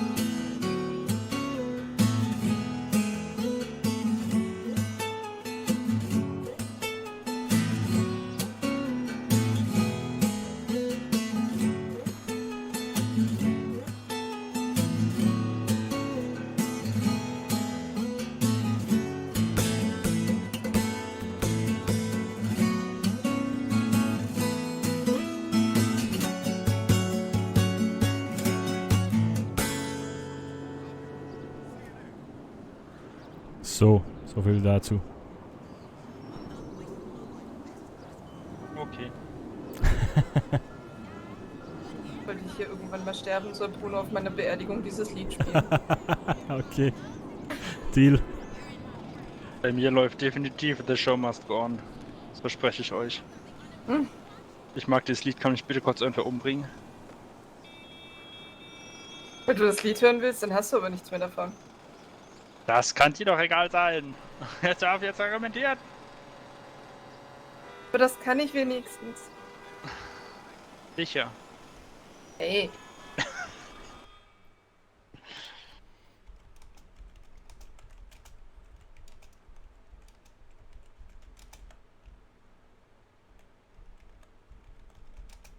Jetzt eilig.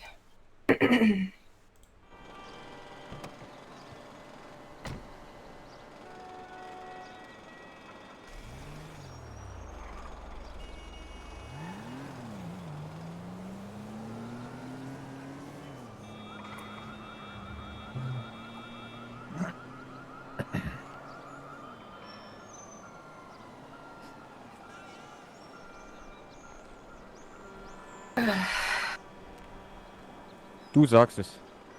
Ich glaube, ich rufe jetzt auch nochmal beim ACLS an, mal gucken, ob die Jungs mittlerweile da sind. Ja, So. also... Ja, dann wünsche ich euch. Macht's gut. Man Jo. sieht sich. Fahrrad besser. Bis dann. Tschö. Tschö. Ich bin So. nicht sicher, ob der vor heute Abend irgendjemanden erreichen wird.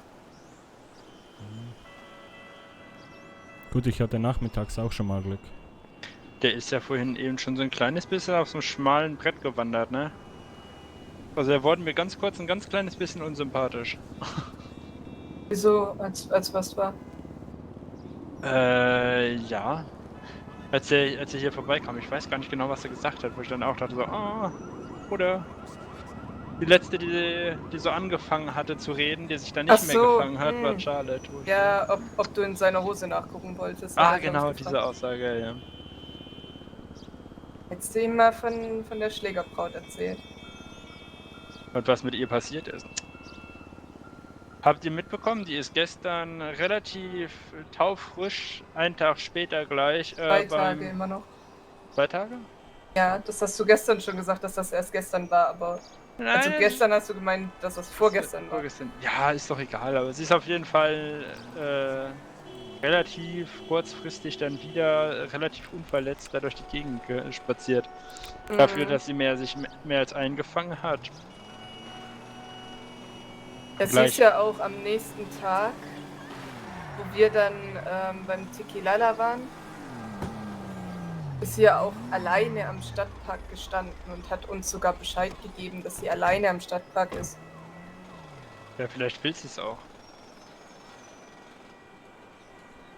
Das Ding ist, sie kam ja, sie hat mich, als ich beim Friseur raus bin, nicht erkannt. Ich glaube, wir hat sich hören dann jetzt einfach da dazu langsam. gestellt und Ja, dann so frei nach dem Motto, ja, ich weiß nicht, ob ihr wisst, ob ihr schon was über mich gehört habt. Wahrscheinlich werdet ihr das tun. Ich möchte mich von vornherein schon mal dafür entschuldigen und ich werde mich bessern, so nach dem Motto. Mhm. Und hatte halt irgendwelche semi-cholerischen Reden gehalten. Und dann habe ich sie gefragt, ob sie das ernst meint. Und dann war sie spontan wieder ganz schnell, ganz leise und hat danach gefragt, ja, warum? Und dann habe ich sie mal rätseln lassen, wer denn hier gerade vor ihr steht. So, vor allem, weil ich 10 Minuten vorher noch erfahren habe, dass sie ja doch wieder mit Kutte durch die Gegend rennt. Die nur nicht mehr trägt, nicht weil sie irgendwem angehört, sondern weil sie jetzt bei Meriwether anfangen möchte oder das sogar getan hat. Ich glaube, sie war gestern Sie sogar ist schon da, ja. im Dienst, ne? Also, weißt du, 2 Tage nach einer Stecherei direkt ab in den Dienst so beim Sicherheitsunternehmen, sicher das. Deshalb trägt sie die Kutte angeblich nicht mehr. Nicht, weil sie Respekt davor hat oder weil es vielleicht einfach ein Fehler war, sondern einfach nur, weil sie ihrem Chef keinen komischen Eindruck übermitteln möchte. So, und dann, wie gesagt, ein paar Minuten später kam sie dann selber an und hat halt erzählt, dass Okay, liebe ja, was Leute, die schnell Leute eine so Info über sie hören, zwischen. dass das wohl alles so Der passiert ist. Kanton Bern und wird, es ihr leid tut. so wie es im Moment aussieht, Und ob wir wohl schon davon gehört hätten. die neuen Und, Dings vom dann BAG hab ich nicht erst mal umsetzen. gesagt, wer Das ich heisst, Weil dass sie wir nicht morgen drauf gekommen Party ist. wahrscheinlich werden können feiern. Wenn es so bleibt, wie es ist. Und wie hat sie dann Alle reagiert? fest drücken. Musste spontan schnell los. Solange Hab ich sie gesagt, sich na, auf sie kann 100 ja noch stehen begrenzen, bleiben. So ist es können ja wir morgen nicht. Party machen. Aber da hatte sie dann vergleichsweise wenig Bock drauf. Stand jetzt. Und ja.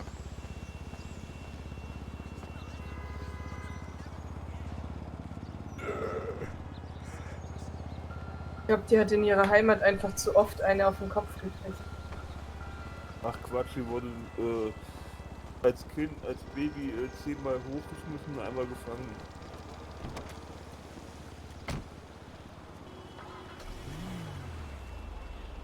Also um dich mal aufzuklären, Bruno. Mhm. Wir hatten hier eine im Stadtpark, die zu Anfang noch relativ neu war und schon ziemlich aggressiv und prügellustig war. Okay. Und innerhalb kürzester Zeit viele Leute umgehauen hat oder angegriffen hat.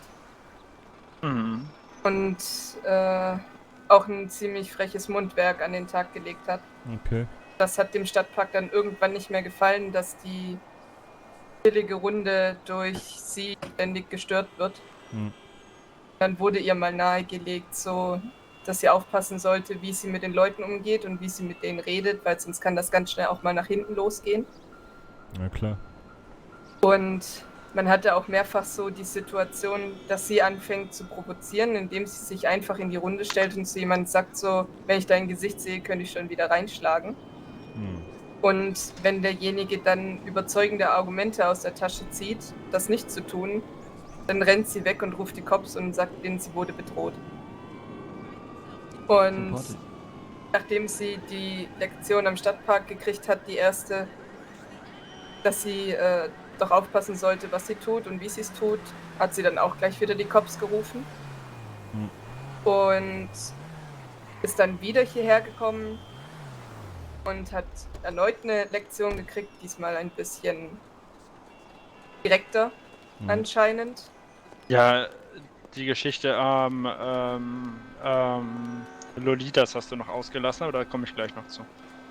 Da war ich nicht dabei, das weiß ich nicht. Aber hier am Stadtpark hat sie dann, nachdem sie dann die erste Warnung nicht ganz begriffen hat, hat sie wohl nochmal eine zweite Erinnerung daran gekriegt und dann halt etwas deutlicher mit anschließendem Aufenthalt im MD. Okay. Und hat dann wohl wieder die Polizei mit reingeschaltet. Also sie hat dann irgendjemanden angerufen und hat gemeint, ich weiß, wer das war und ich lasse das jetzt von den Cops regeln. Aber da kam nie was. Okay. Wann war das? War das jetzt hier die Geschichte vor 2 Tagen im Stadtpark oder noch davor irgendwann? Achso. Nee, die Geschichte vor 2 Tagen. Ach, da hat sie dann auch wieder wegen den Cops rumgemimimiert. Ja, das wusste ich gar nicht. Na gut. Und was war am Lolita? Achso, ja, und sie kam irgendwann an. Die hat ja auch schon die ganze Zeit vorher behauptet, sie würde zu mir in meinem Club und sowas gehören. Und hat mir auch dann mir persönlich, aber sehr viel indirekt zu verstehen gegeben, dass sie da gerne irgendwie mitmachen wollen würde und hier im Club, Motorradclub und so. Naja, soweit so gut, hat aber nie irgendwie den Einschein gemacht, als würde sie dazu gehören. Sie hat es halt nur immer mal wieder so erwähnt bei den Leuten. Und plötzlich stand sie dann in Kutte, in unserer Kutte, in meiner Kutte vor Lolitas Bar. Und der Lost stand auf der anderen Straßenseite. Was macht sie? Stellt sich direkt dazu und ihr Gesicht ist ja nun bekannt. So. Wenn jetzt rauskommt, dass sie bei uns wäre, oder das zumindest behauptet, dann fällt das alles auf uns zurück. So. Ich habe sie dann beiseite gezogen und ihr wirklich sehr, sehr deutlich und direkt gesagt, dass sie jetzt etwas ändern muss, sonst wird sie aus dieser Seitenstraße nicht mehr rauskommen. Und sie hat dann die Kutte ausgezogen und mit der Aussage, ohne irgendwie Einsicht oder sonst was, einfach mit, ja, ich wusste doch, es war eine scheiß Idee, hierher zu kommen, ihr seid alle scheiße, so nach dem Motto. Und ich dachte, sie hätte das jetzt verstanden. Weil zugegeben, ich wurde danach auch von entsprechendem Klientel belächelt, so nach dem Motto, ja, mein Gott, und warum hast du sie nicht einfach umgelegt? Für diese Dreistigkeit hat sie es mindestens verdient. Ja, im Zweifel hatte sie einfach Glück. So, weil ich ein netter Mensch bin und vor allem fair bin. Und ja, dass sie dann im Zweifel hier nur am Stadtpark kassiert hatte, da kann sie mal gerade von Glück reden. Alles klar. Also ich meine, egal was sie tut, sie übertreibt es immer 2 Level höher als normal. Wenn hier irgendwer am Stadtpark rumbeleidigt, so, dann holt sie direkt aus.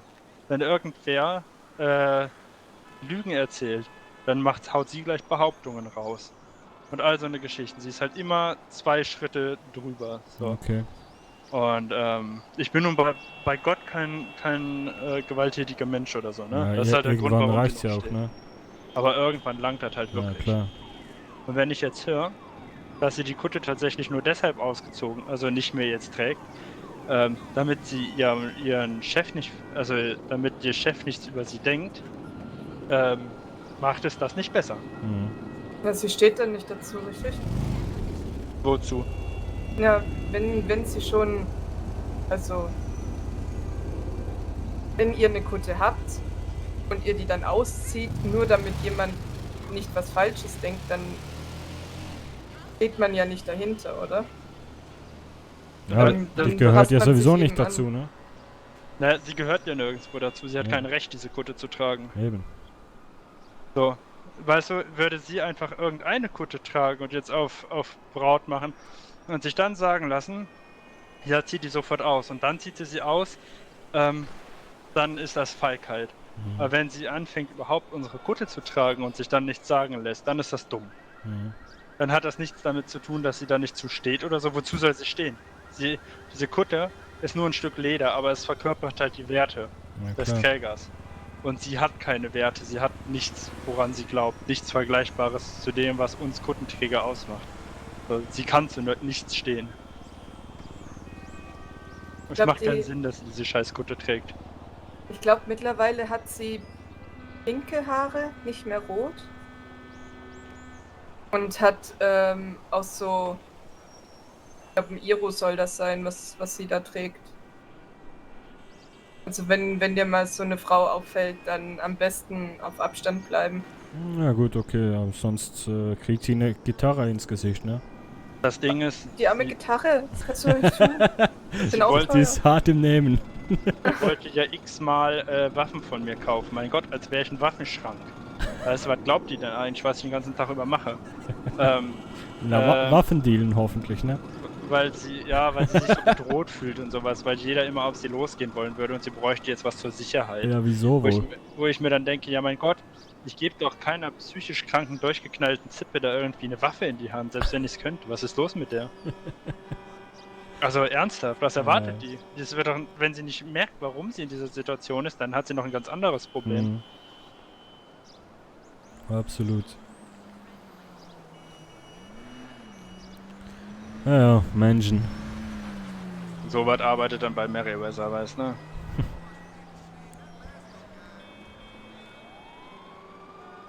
So, liebe Leute, ich glaube, ich gehe mal noch eine Runde pennen und komme später wieder. Sayonara. Alles klar, zu derjenige wegen der Wohnung, der hat sich gemeldet. Er hat jetzt keine mehr, aber er fragt jetzt auch noch die anderen, ob die noch irgendwie was wissen von der freien Wohnung. Okay, ja, sehr gerne. Ja, meine Frage ist ja auch noch offen. Ich habe ja eben auch noch jemandem eine SMS geschrieben. Ich denke, da wird sich irgendwann mal was ergeben. Okay, ja, wäre cool. Auf jeden Fall. Sag dir einfach Bescheid, am besten schreiben oder wenn ich da bin, kurz, wenn ich wach bin. Bin halt DJ, ich schlafe viel tagsüber. Oder allgemein Musiker, ne? Ja, abends läuft erst das Geschäft. Ne? Richtig. Ja, So. kein Problem. Also ich melde mich einfach bei dir, wenn ich eine Wohnung habe. Ansonsten, Ja, ja, wunderbar. kannst ja gerne mal durchrufen. Scheint ja ganz ein korrekter Dude zu sein. Danke dir. Gleichfalls. Habe ich deine Nummer überhaupt? Ich glaube nicht. Ich weiß nicht mal, wie du heißt, ehrlich gesagt. Jack. Jack, okay. Jupp. Jetzt hast du sie schon. Okay, wunderbar. Ja, freut mich, Jack. Also, falls ich das wieder vergesse, ich bin extrem, scheiße, was Gesichter und Namen angeht, ne? Ja, ich werde dich irgendwann nochmal dran erinnern. Wunderbar. Das hübsche Gesicht kann man doch nicht verwechseln. Ja, nee, so ist es nicht, ne? Aber ich kann mir einfach nichts merken. Also, es hat schon seinen Grund, warum ich Musiker und DJ bin und nicht Doktor. Das kenne ich. Ja, na dann, vielleicht bis später, ne? Ja, hoffentlich. Bis dann. Schönen Abend und bis später. Ciao. Hier und dir Wir auch. nehmen. Pass auf dich auf. Gleichfalls, ja, und gute Besserung nochmal, ne? Ja, danke schön. Ciao, ciao. Ciao. Weggegangen, Platz vergangen.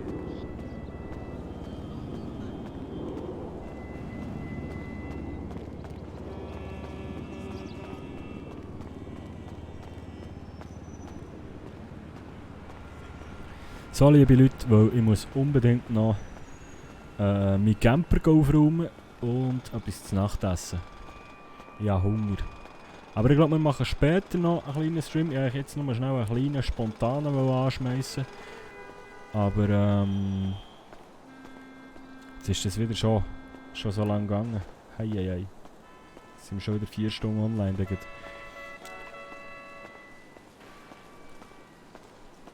Wenn wir echt hier irgendwo heute in ein Hotel. Was ist das dort hinten? 24 Stunden Parking. Was ist das dort? Hotel, das tut doch gut. Komm, da gehen wir doch hier heute rein. Aber ist gut, dann haben wir mal erfahren, dass unser Roller vielleicht ganz weg ist oder eben in Support sollte ja mal. So.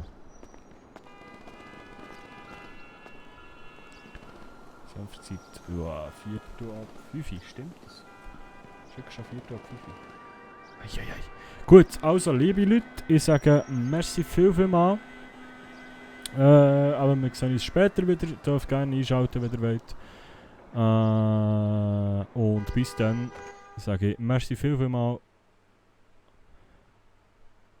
Danke Jazzy Jazz. Und bis später. Merci. Bis gleich, Timo G. Ciao.